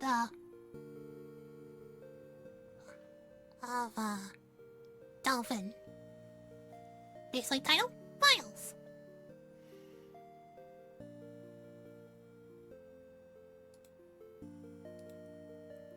And head layouts here. Here's the sound settings and power. Caffeine. Oh, caffeine timer. Huh. Interesting.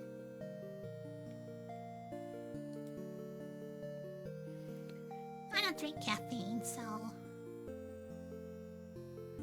I don't think it'd be helpful to me personally, but for people, you know.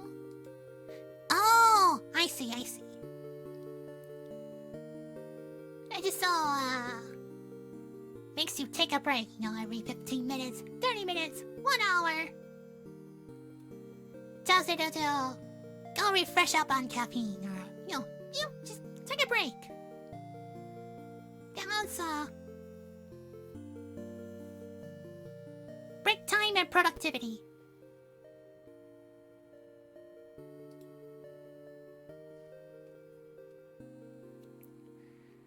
Alright, so that's the GNOME environment. Let's go ahead and close this for now.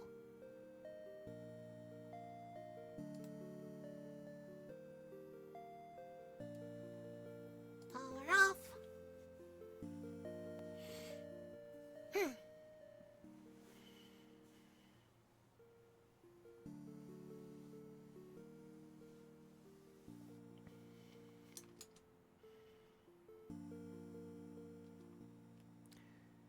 Next set of tabs. Move you back down here.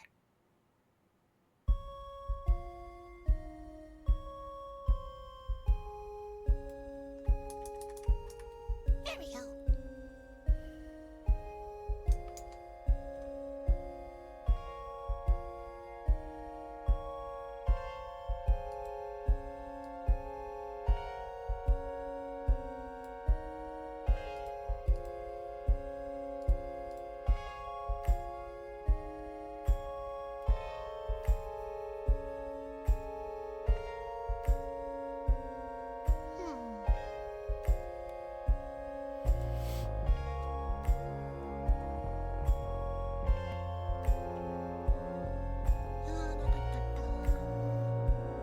Oh, right.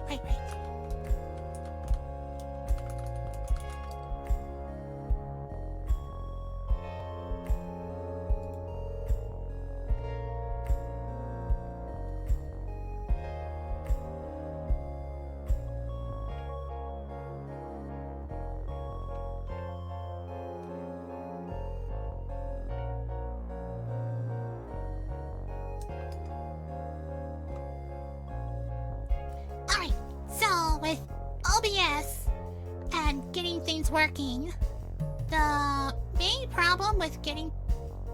The main issue I had with getting things working was the different,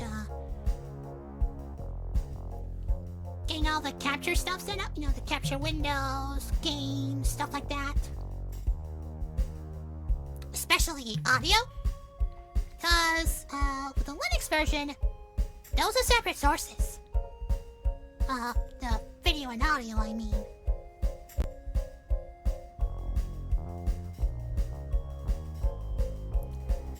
See, and, I eventually had to settle with, for, like, capturing games, like, from my capture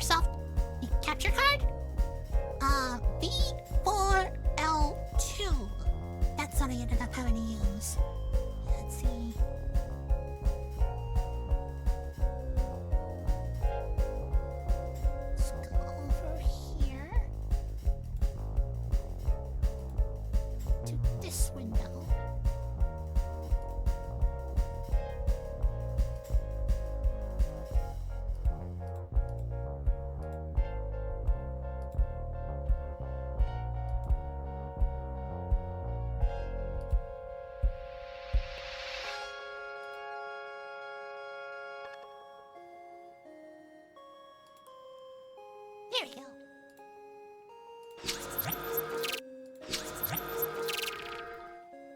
Right, grab the pen again.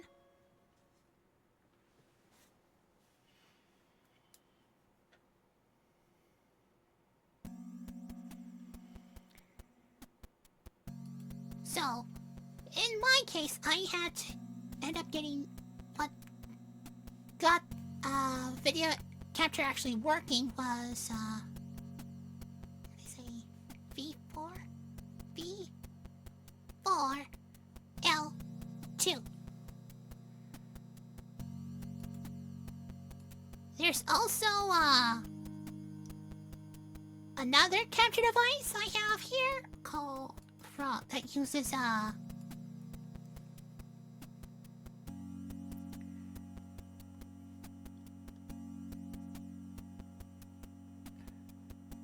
pipe wire. But unfortunately,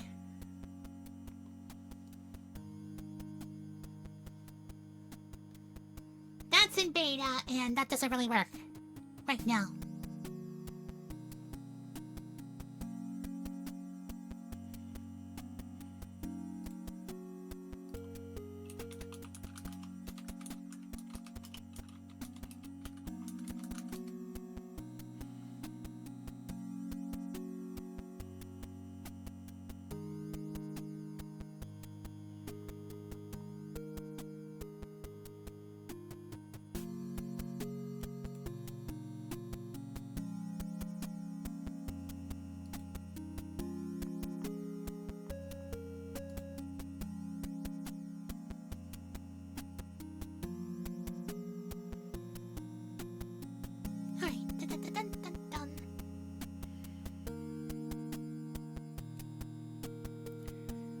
Now, I suppose you're...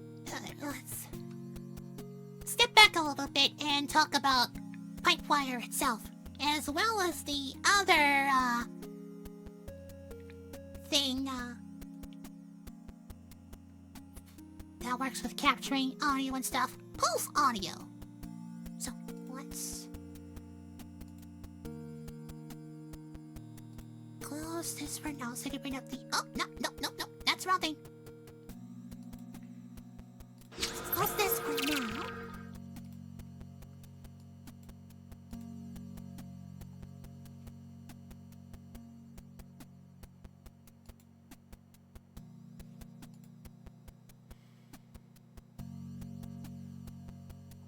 Alright.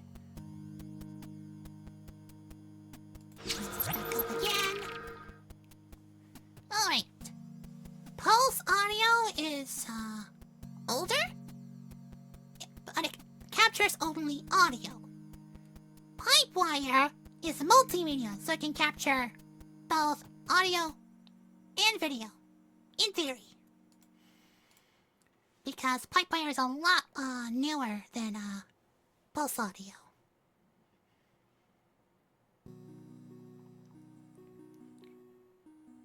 So, basically, every motherboard has an internal sound card, a hardware component that is used to convert analog audio signals to digital signals for recording and streaming purposes. Sure, some can have an external sound card for audio, but that is a rare sight to see.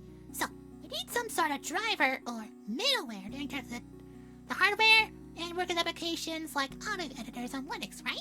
And that's where the role of Advanced Linux Sound Architecture, ALSA, comes into play.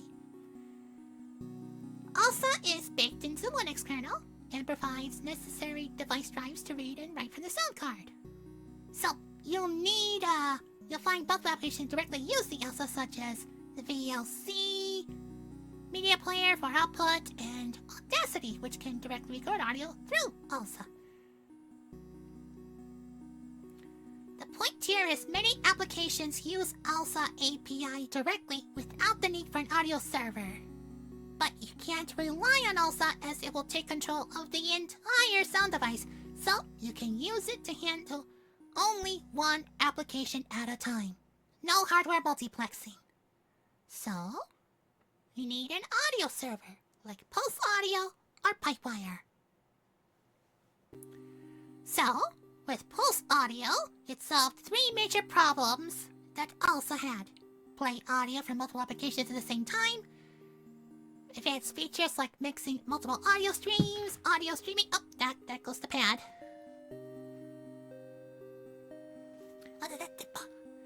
Audio streaming, per application volume control, and general ease of use.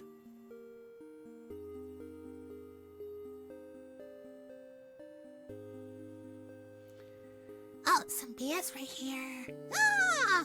Welcome in, Provender! So you need new headphones. You're on your console. You see, you hear me. Oh, wow, okay. Let me, reduce the audio gain a little bit in that case. Just a moment. See, I was something on your end after all. There. That should reduce the gain. But yeah, welcome back, Zen. Right now, I'm talking about the audio server stuff. Because on Linux, by default, you can only, have one application at a time, so no hardware multiplexing. So, if you wanted to hear something from, like a game, you had to, like, turn something off. I think that's how it goes. I'm a little confused by it myself. But with Pulse Audio, you can play audio from both applications at the same time. Advanced features like mixing multiple audio streams, audio streaming, per application volume control. A lot of just the basic features like you'd expect to see on something like Windows. Well, now that's on Linux too. Thanks to Pulse Audio. So, here's what the basic audio structure looks like based on what I just explained. You have the program, feed into the audio server, then into the sound driver, then into the sound card built within your motherboard or your external sound card if you have one. So, now we have an idea of how the audio works on Linux. Let's dive deeper to know the difference between the two audio servers that make Linux better. So, Pipewire and Pulse Audio.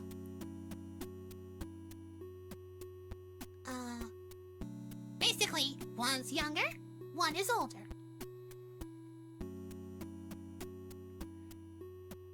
Let's see. Oh no, the jack audio kit.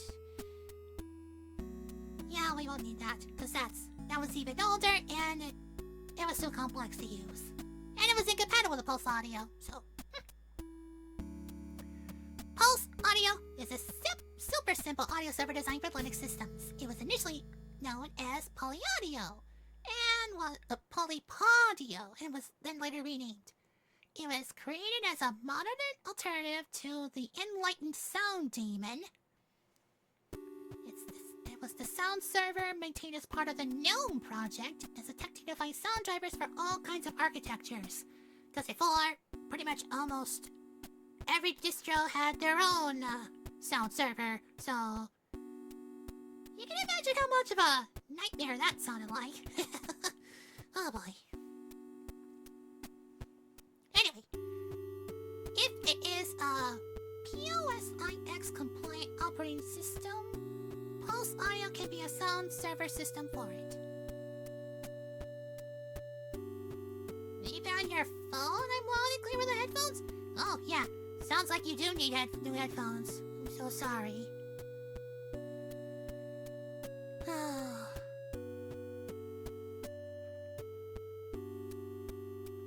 Well, at least we got that issue resolved, so now you can actually hear me. And for Pipewire, getting the best out of Pulse Audio and jack. Oh, I see. So it was an audio server made for professional audio artists that solved one problem with Pulse Audio, redirecting output to any input. So it was like a physical patch panel.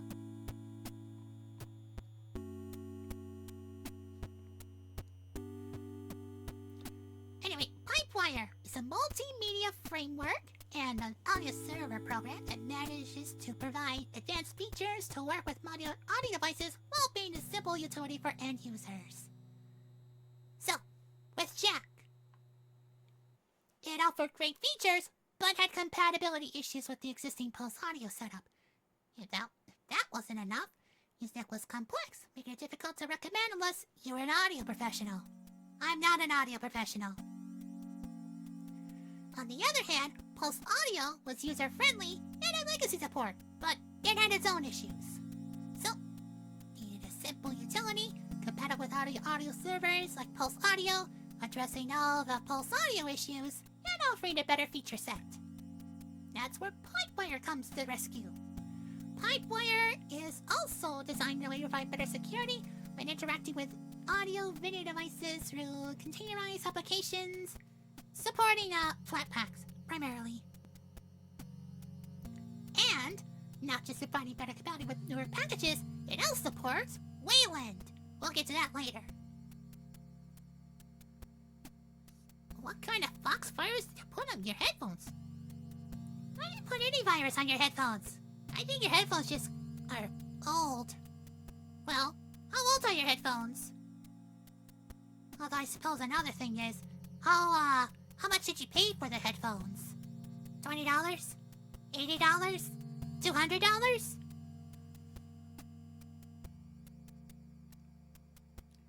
Alright, anyway, how do they work? Pulse Audio utilizes a client-server architecture to function. There'll be different clients with various APIs and local and remote Pulse Audio servers. And all of it should work flawlessly with the help of modules. Yes, Pulse Audio functions through its modules. It's not much by itself, but just a daemon for API and hosting modules. Feel like you want to squish my avatar? Why? Oh, see, you didn't answer my question. How much were the headphones?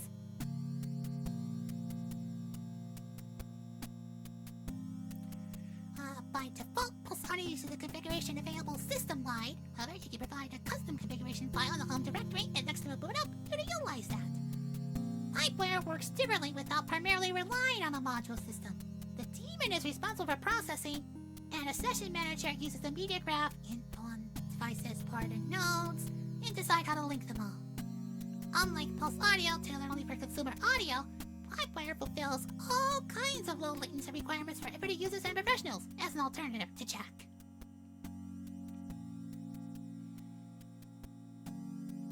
So, Pulse Audio is still in use, even if it is being slowly replaced by Pipewire.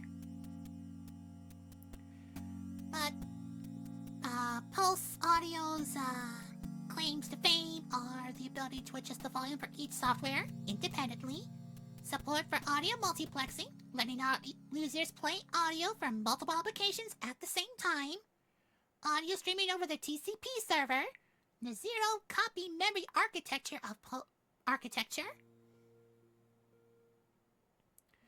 lets you transfer audio data between applications and audio devices without unnecessary copying or buffering for lower latency and better resource management. So, yeah. Transfer audio data with less latency latency and it's easier on your resources. Provides compatibility layers for existing applications to work with it without any modifications, and variety of modules to provide all kinds of essential functionalities. Well, let's see. They're the Sony PlayStation headphones. You've got $50 to $60. Sounds like they're pretty basic in that case. Yeah, I can see why they'd eventually conk out on you. Sometimes pretty basic headphones last for a long time. Other times they don't last long at all. And unfortunately, from what I've seen people talk about, Sony headphones, especially the basic Sony headphones, like the PlayStation ones, they don't last long. I suppose that's why they're cheap. They want you to buy more and more headphones.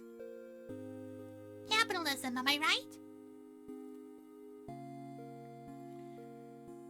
Yeah, I would suggest getting probably another brand of headphones. Usually for something that lasts a little bit longer. Hello, hello, hello! Hey, Titas, welcome in. How are you doing today? Let's see. Dun, dun, dun, dun, dun, dun.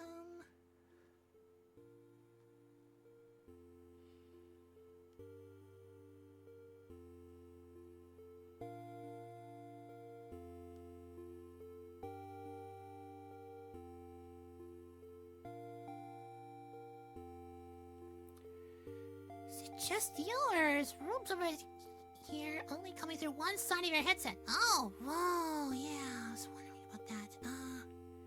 Yep, yeah, shout out. Yeah, you're playing Sea of Thieves. Right. Well, you dropped by and you dropped by a lot, so I want to give a shout out to you. Alright, here now, let's see what I can do about this whole microphone issue.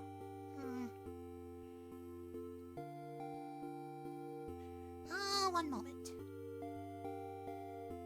Yeah, being a problem there, you know. Nah, it's fine. You highlighted an issue I didn't realize I had, so let's fix that. You know, I should totally, join you on the seas. Yeah, I had to buy Sea of Thieves, though, and I'm a bit short on money right now.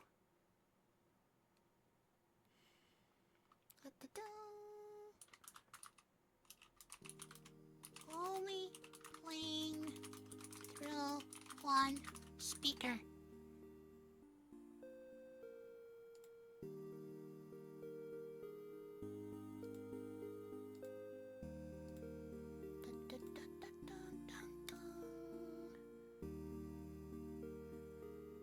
Fair, but when I'm on it, I should totally, absolutely, mandatorily. Alright. I'll put it on my wish list. It's on Steam, right? Is it on Steam? Let's see.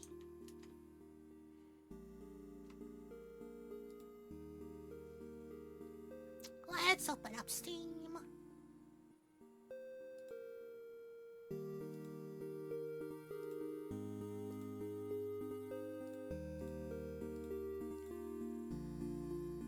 Part of the ship, part of the crew, part of the ship, part of the crew. Okay.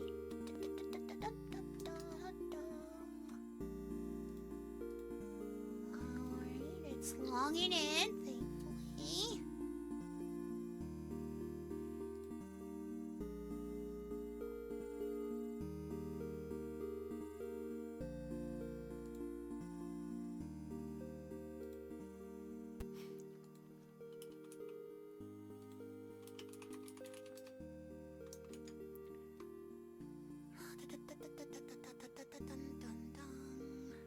Right onto the store.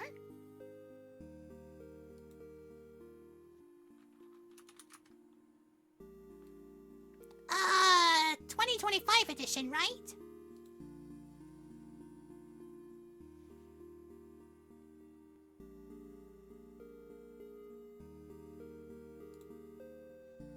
Alright, Sea of Thieves, add it to my wish list.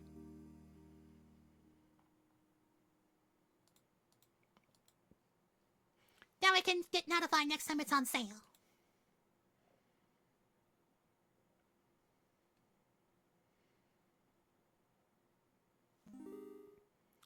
They have a bunch of editions, but it's just one game. It's weird. Yeah.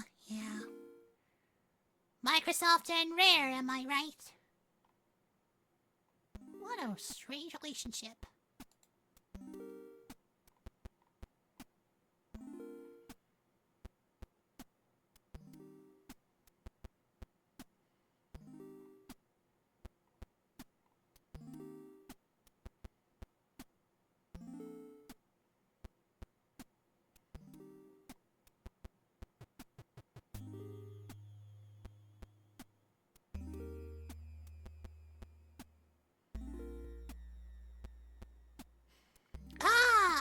You buy the game, but you can't actually join the crew if I don't pay for Xbox Live. Oh, wow.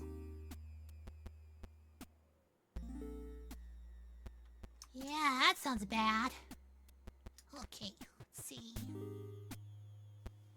Alright, one moment. I'm going to turn off the mic.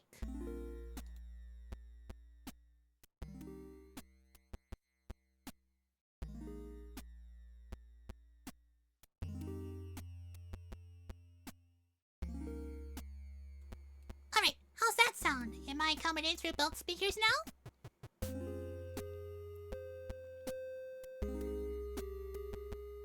Testing, testing, testing.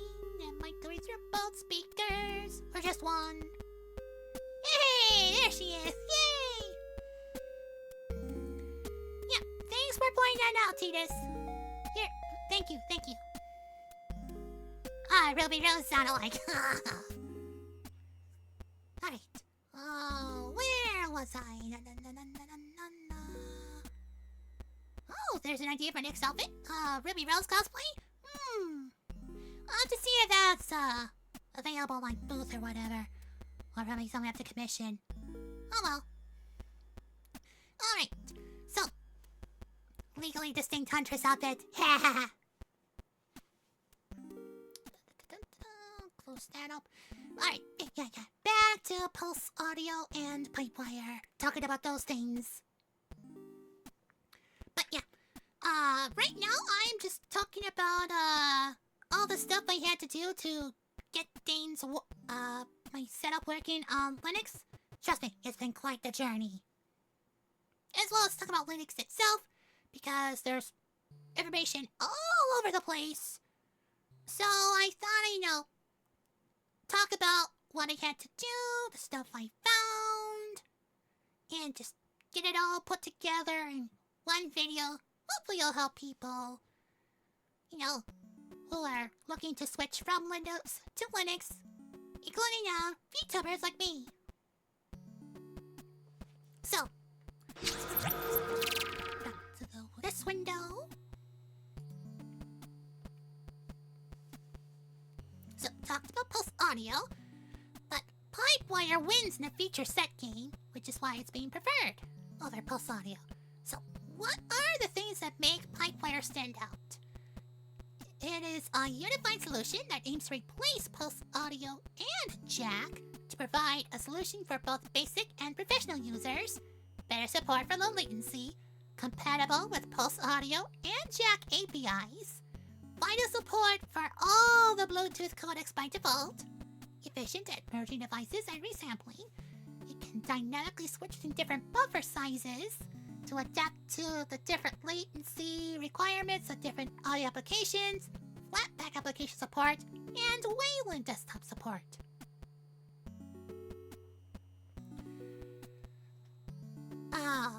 But something should make note of with Pulse Audio and Pipewire.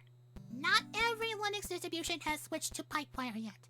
Buzzite has, which is the distro I'm using, but again, not every distro has switched to Pipewire yet, and some users are enjoying audio like they used to with Pulse Audio. So, for some people, there might not be a reason to make a switch. But for users with modern Bluetooth headphones, or if you have a poor audio experience with Pulse Audio, like crackling, popping audio all the time, you can switch to Pipewire. The easiest way to do that is to pick a Linux distribution that offers Pipewire out of the box, like Buzzite. I think the Door also does that too, which is, what Buzzite is based off of.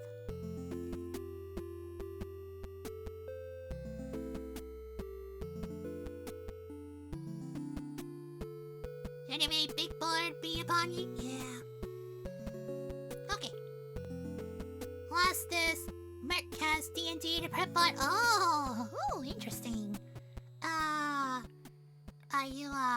Are you like one of the people talking about it? Are you like a DM or whatever? Oh, we can talk about it later. Nice stream, lurk, thanks for the lurk.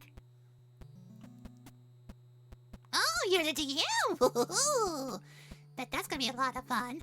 Lots of plotting, scheming.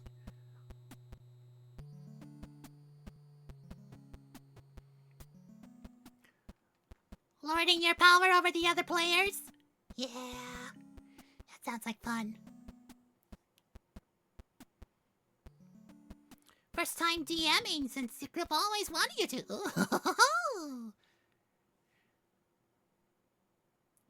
Well, at least they know what they signed. At least they can't blame you for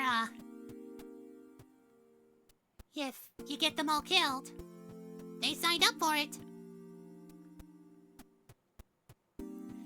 Alright, let's see. What else are we gonna talk about? Told them straight up you're gonna balance your counters on level characters so you run both combat and roleplay wise. Min-maxing. Yeah. Alright. High chance of a total party kill. Oh.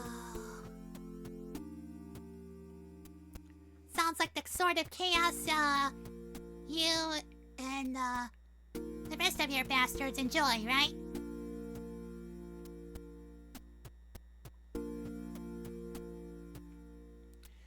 Alright, since I mentioned it before, and this was a pretty big issue with, you enjoy, you don't know about them. Well, here's it to you. What you enjoy matters most. You're the boss. Alright. So, mentioned Mulan before, and this happened to be a pretty big hurdle for me. Exactly, see, you like the way I think? Yeah.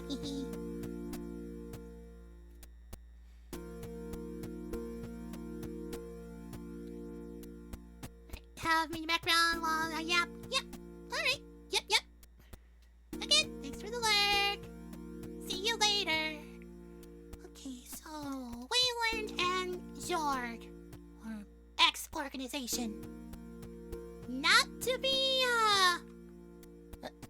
confused with that one site.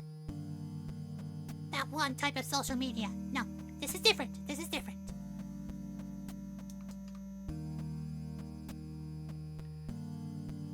So, as the landscape of graphical servers evolves, two major players, Wayland and Zorg, dominate the scene.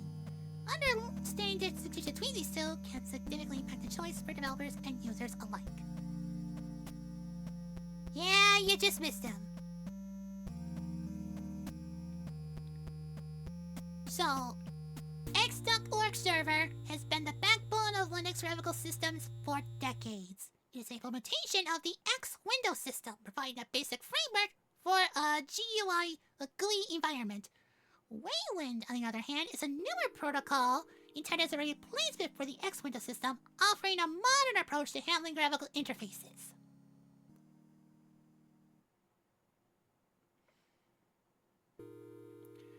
One of the primary differences between Wayland and Zorg lies in their architecture.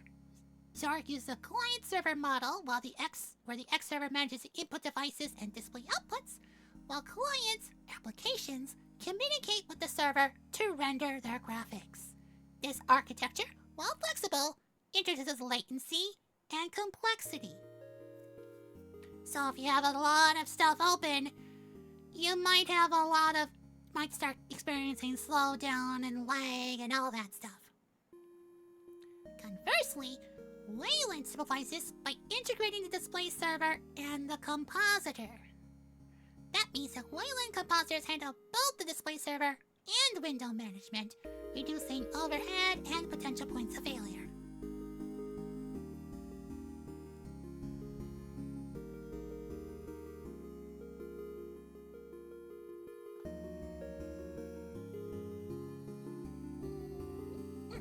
There we go.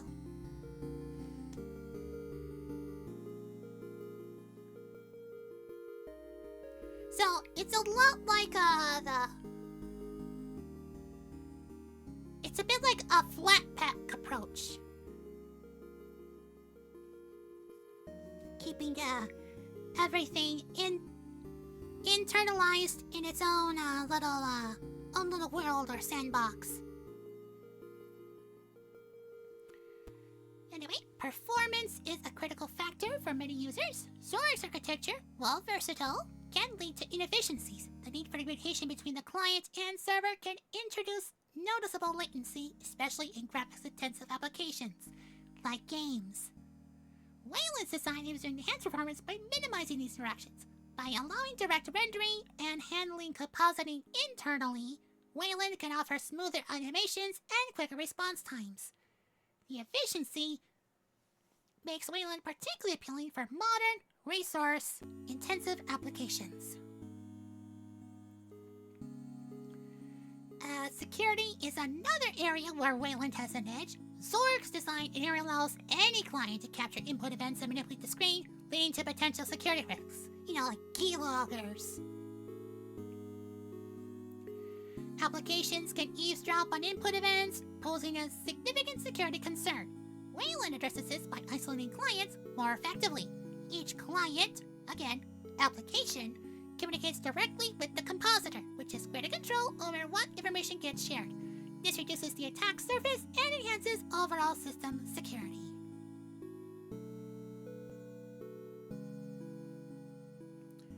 Unfortunately, something that ends up being an unfortunate casualty of Wayland's approach are hotkeys. Specifically, hotkeys you can use outside of applications.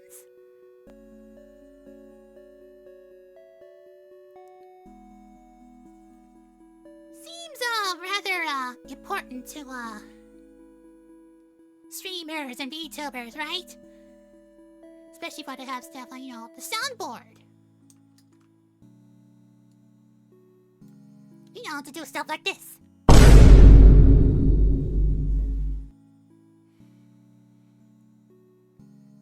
With Wayland, you'd have to, go right into the application itself, permission to terminate.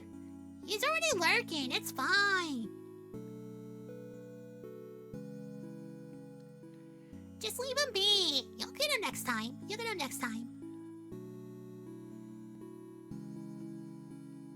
Besides, what honor is there in taking the guy out when he's sleeping? Do you even, look him in the eyes or have him looking in the eyes or whatever as you're taking him out?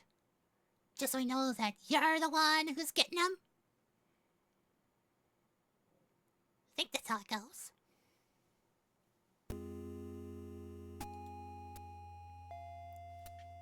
But yeah, with Wayland, you'd have to, be in the you have to have the window itself active, which could be an issue, if you're playing games, switching between windows back and forth constantly. It introduces lag of its own. You know what I mean? But more on that later. Let's see. On Zorg, games may suffer from input lag and tearing due to the overhead introduced by the client-server model. Wayland, with its direct rendering capabilities, provides a smoother game experience with reduced input lag and better frame rates. And from a user perspective, easy configuration can be a decisive factor. Zorg offers extensive customization through its configuration files, allowing users to fine-tune their setup. However, this flexibility can also lead to complexity and potential misconfigurations. Wayland, designed for simplicity, typically requires less manual configuration. It aims for sensible defaults and minimal user intervention, making it more user-friendly, especially for those less inclined to tweak settings manually.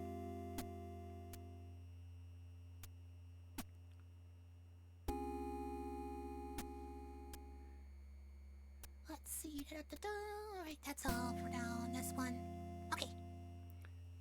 Just imagine Liz and you in a call with me yelling in the background of one beyond I'm teaching this, minding my own business. Yeah.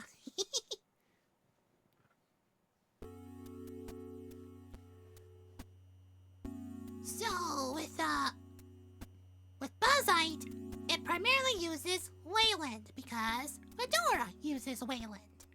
And Wayland is the trend that they're kind of pushing for. Because, again, ease of simplicity and more security. But, as I mentioned, that messes with the hotkey stuff. Which, impacts streaming and introduces a different type of lag. So, in order to get all that working, I had to do research on figuring out a possible workaround until, Wayland figures out what it wants to do about that. I think right now it's just, they, basically don't acknowledge it. But because they haven't figured out how to do that without compromising what makes Wayland Wayland. Thankfully, for the time being,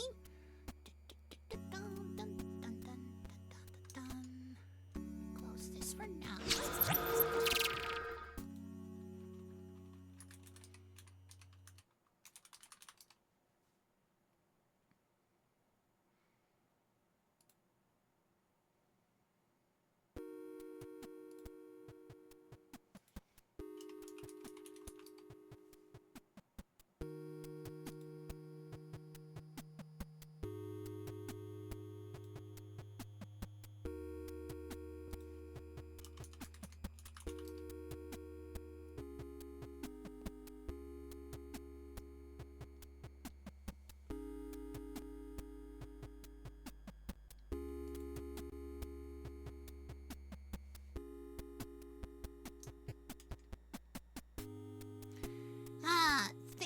Anyway, thanks to help from, let's see.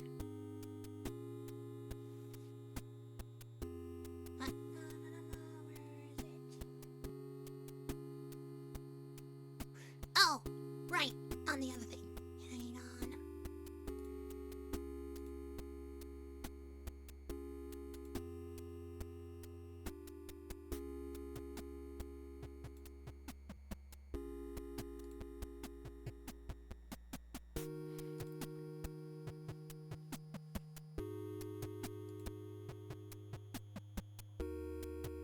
Noah's here.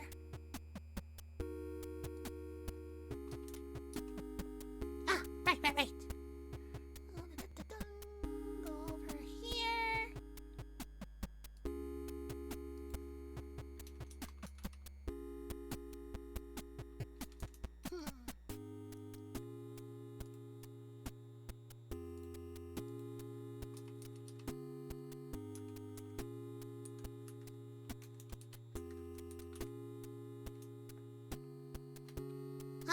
They don't have a Twitch handle, looks like. Don't think so anyway?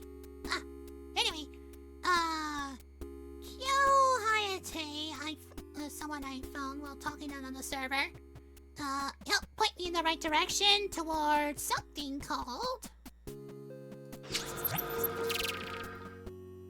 AutoKey. Desktop application automation utility for Linux, X11, and Wayland.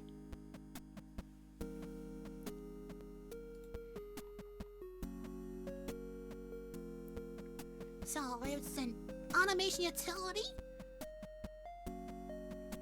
and although it says it not functioning correctly, right now it does. So it works for now. Hopefully until Wayland figures out what it wants to do about hotkeys.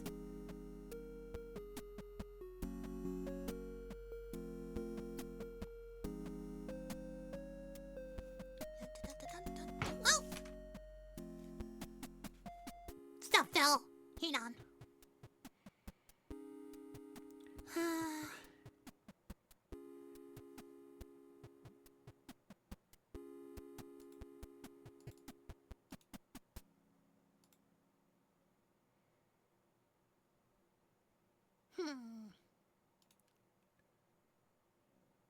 Come on, display the window.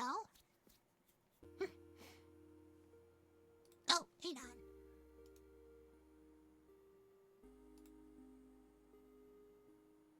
No, no, no.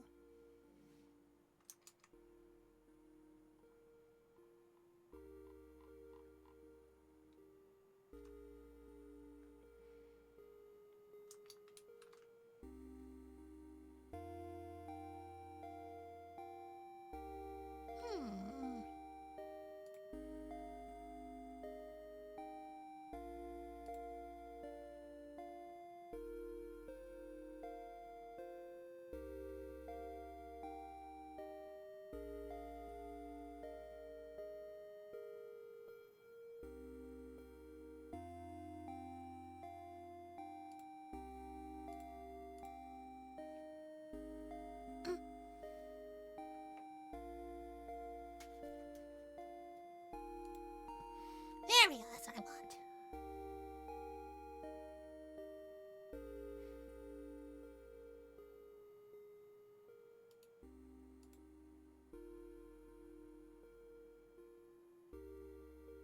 That's not what I wanted. Oh, hang on.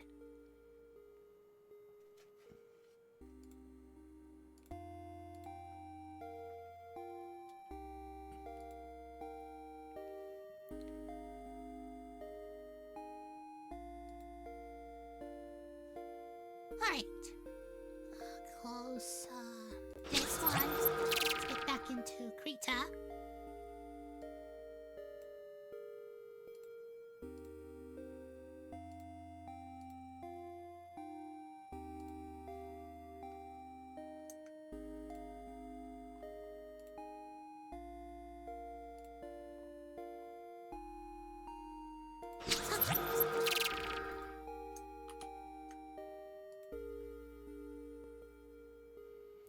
Like how it went from father and son to me, to you having a garage and on a B number company at all? That sounds like you're in the rebellious teenager phase in that case.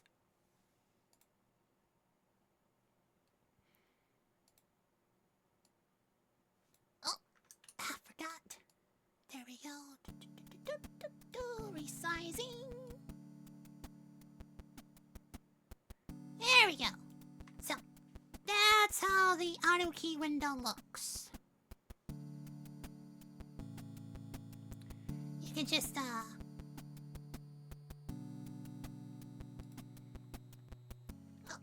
where's that pen? There's that pen.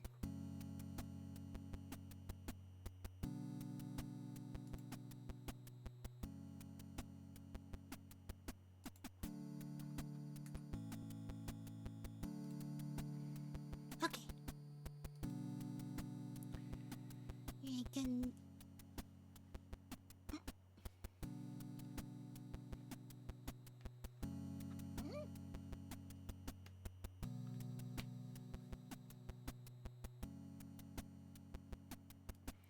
Yeah, you're a bad cat and not defending himself right now.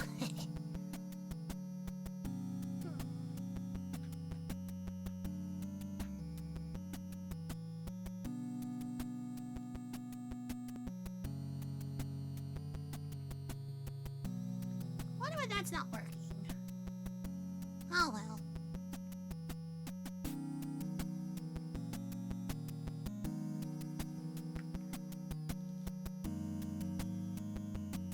Guess I'll plug that for the time being in that case. If it's not working. Waiting for him to say something back. Well, he's lurking. So, he's busy setting up for D&D. So you can set up phrases and scripts here. You can set them to hotkeys. So for example, I can say OBS.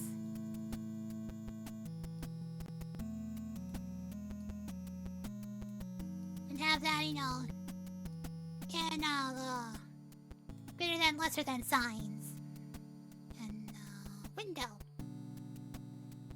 And then you put down the hotkeys you want. So say Control and F7.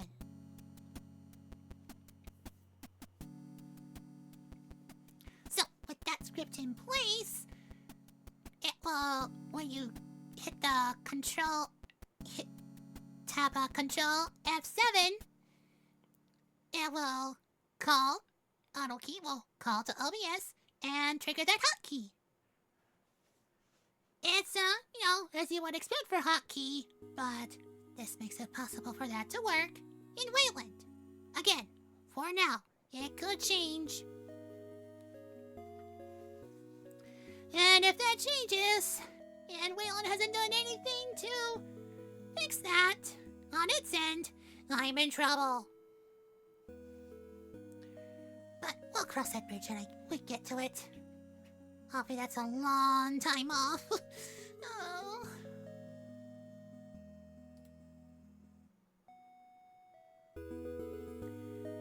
Anyway, for VTubing software, the last bit here, there's a few different things that work, number of different things that work in Linux. VTube Studio works since it's on Steam, and therefore you got Proton to help you with that. Right now I'm using VCFace, and I got that working through Lutris.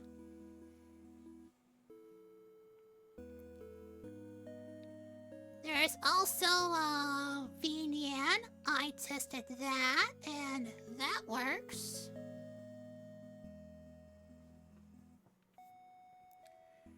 I think I had to go through Wine itself to do that because it wasn't really working through Lutris.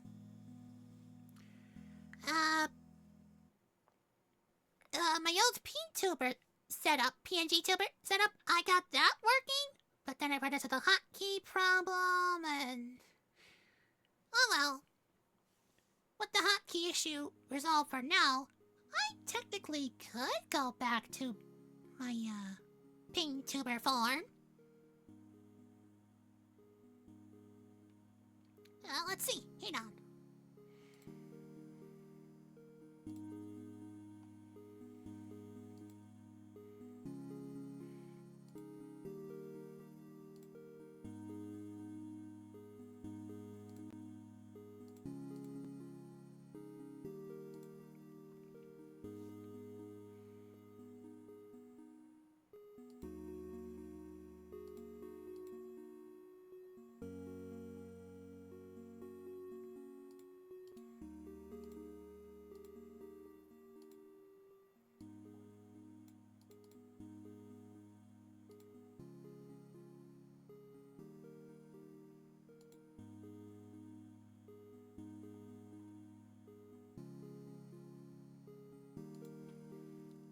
There it is! There's my old form. But I'll have to get the hotkeys reconfigured for this so I can get all my expressions back. So for now, let me quick change back.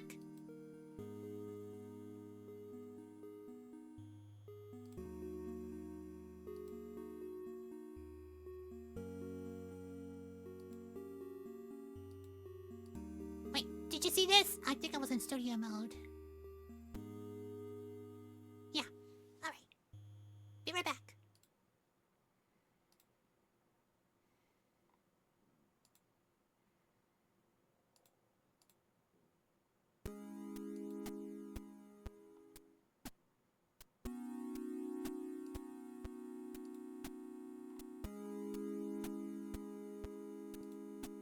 See? I'm back.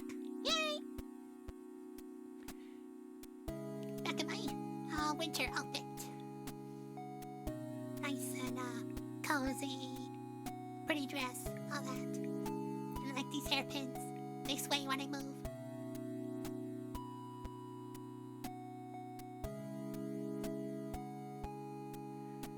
Alright.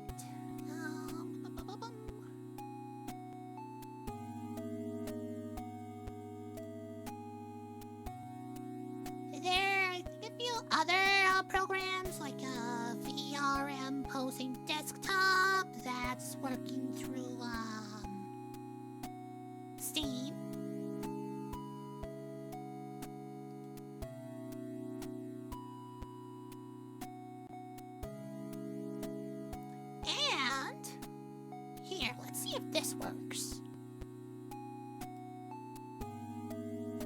build that channel reward up?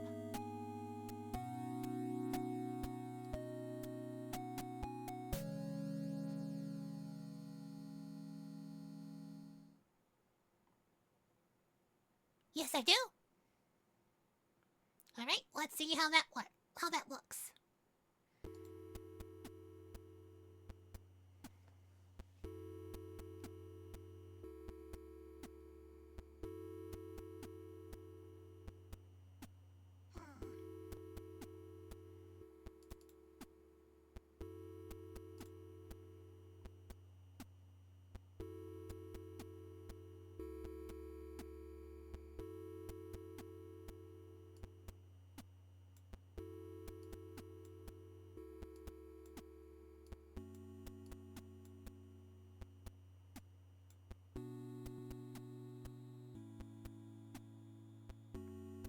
All right.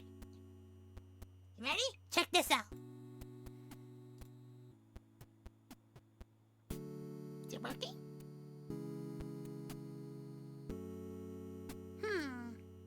Maybe not. Thought I had it working. Hang on. One moment.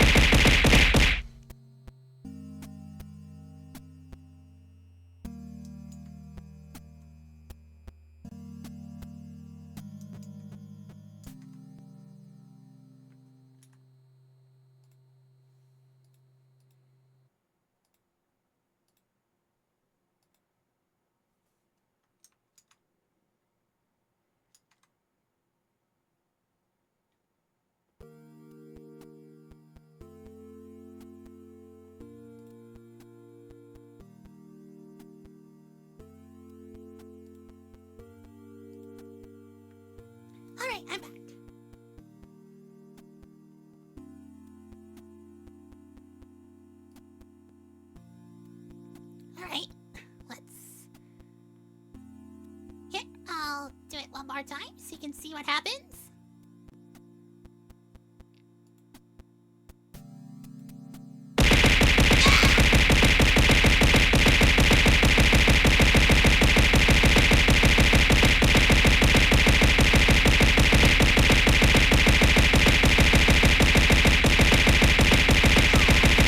Sorry. Yep, you can throw stuff at me now. So if you get 500 points to spare, turn them into ingredients and toss them at me.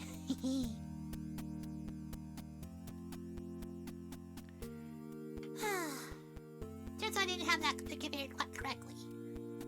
I thought I did, but I must have changed something at some point and it broke. But now it should be fixed.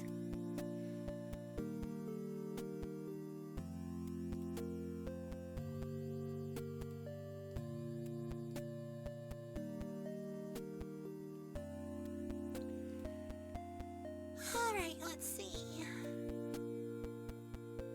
That should be... just about everything that I can think of. So...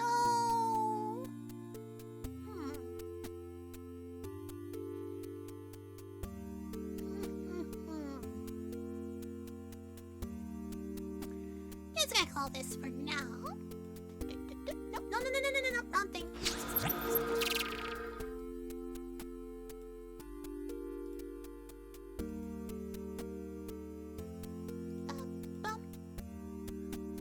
So, how about we see how games work on this? Yeah.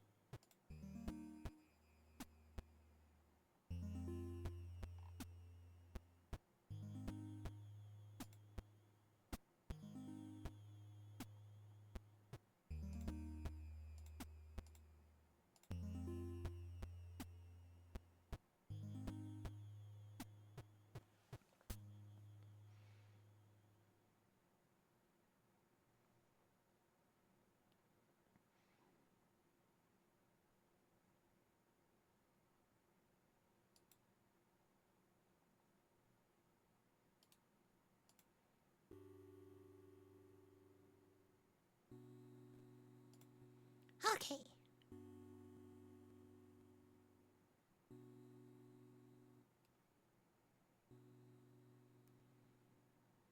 Sorry for all the lag happening. It's processing stuff.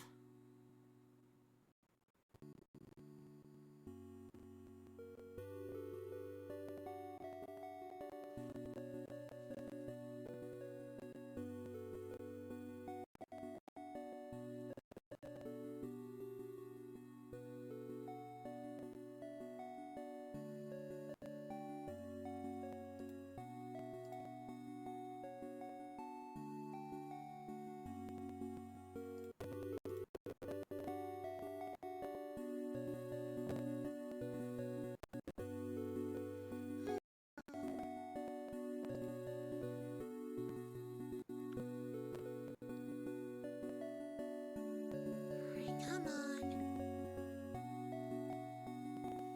58%.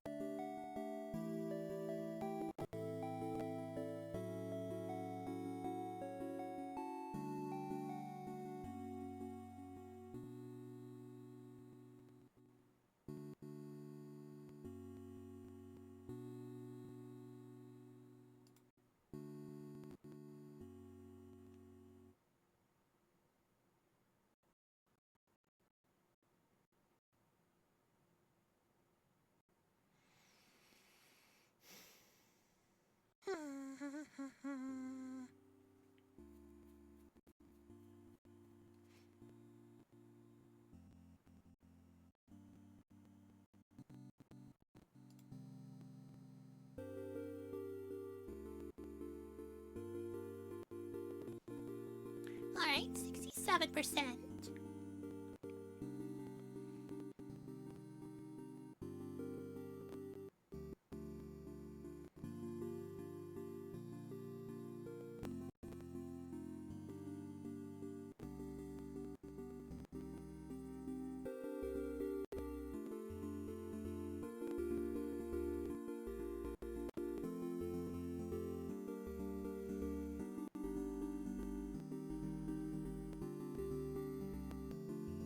70%.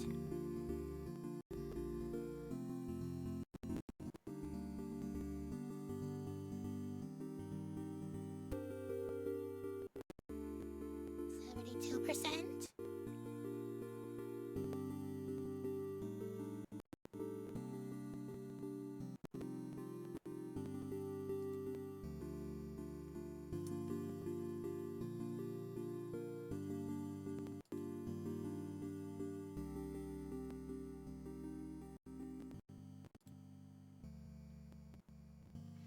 74%.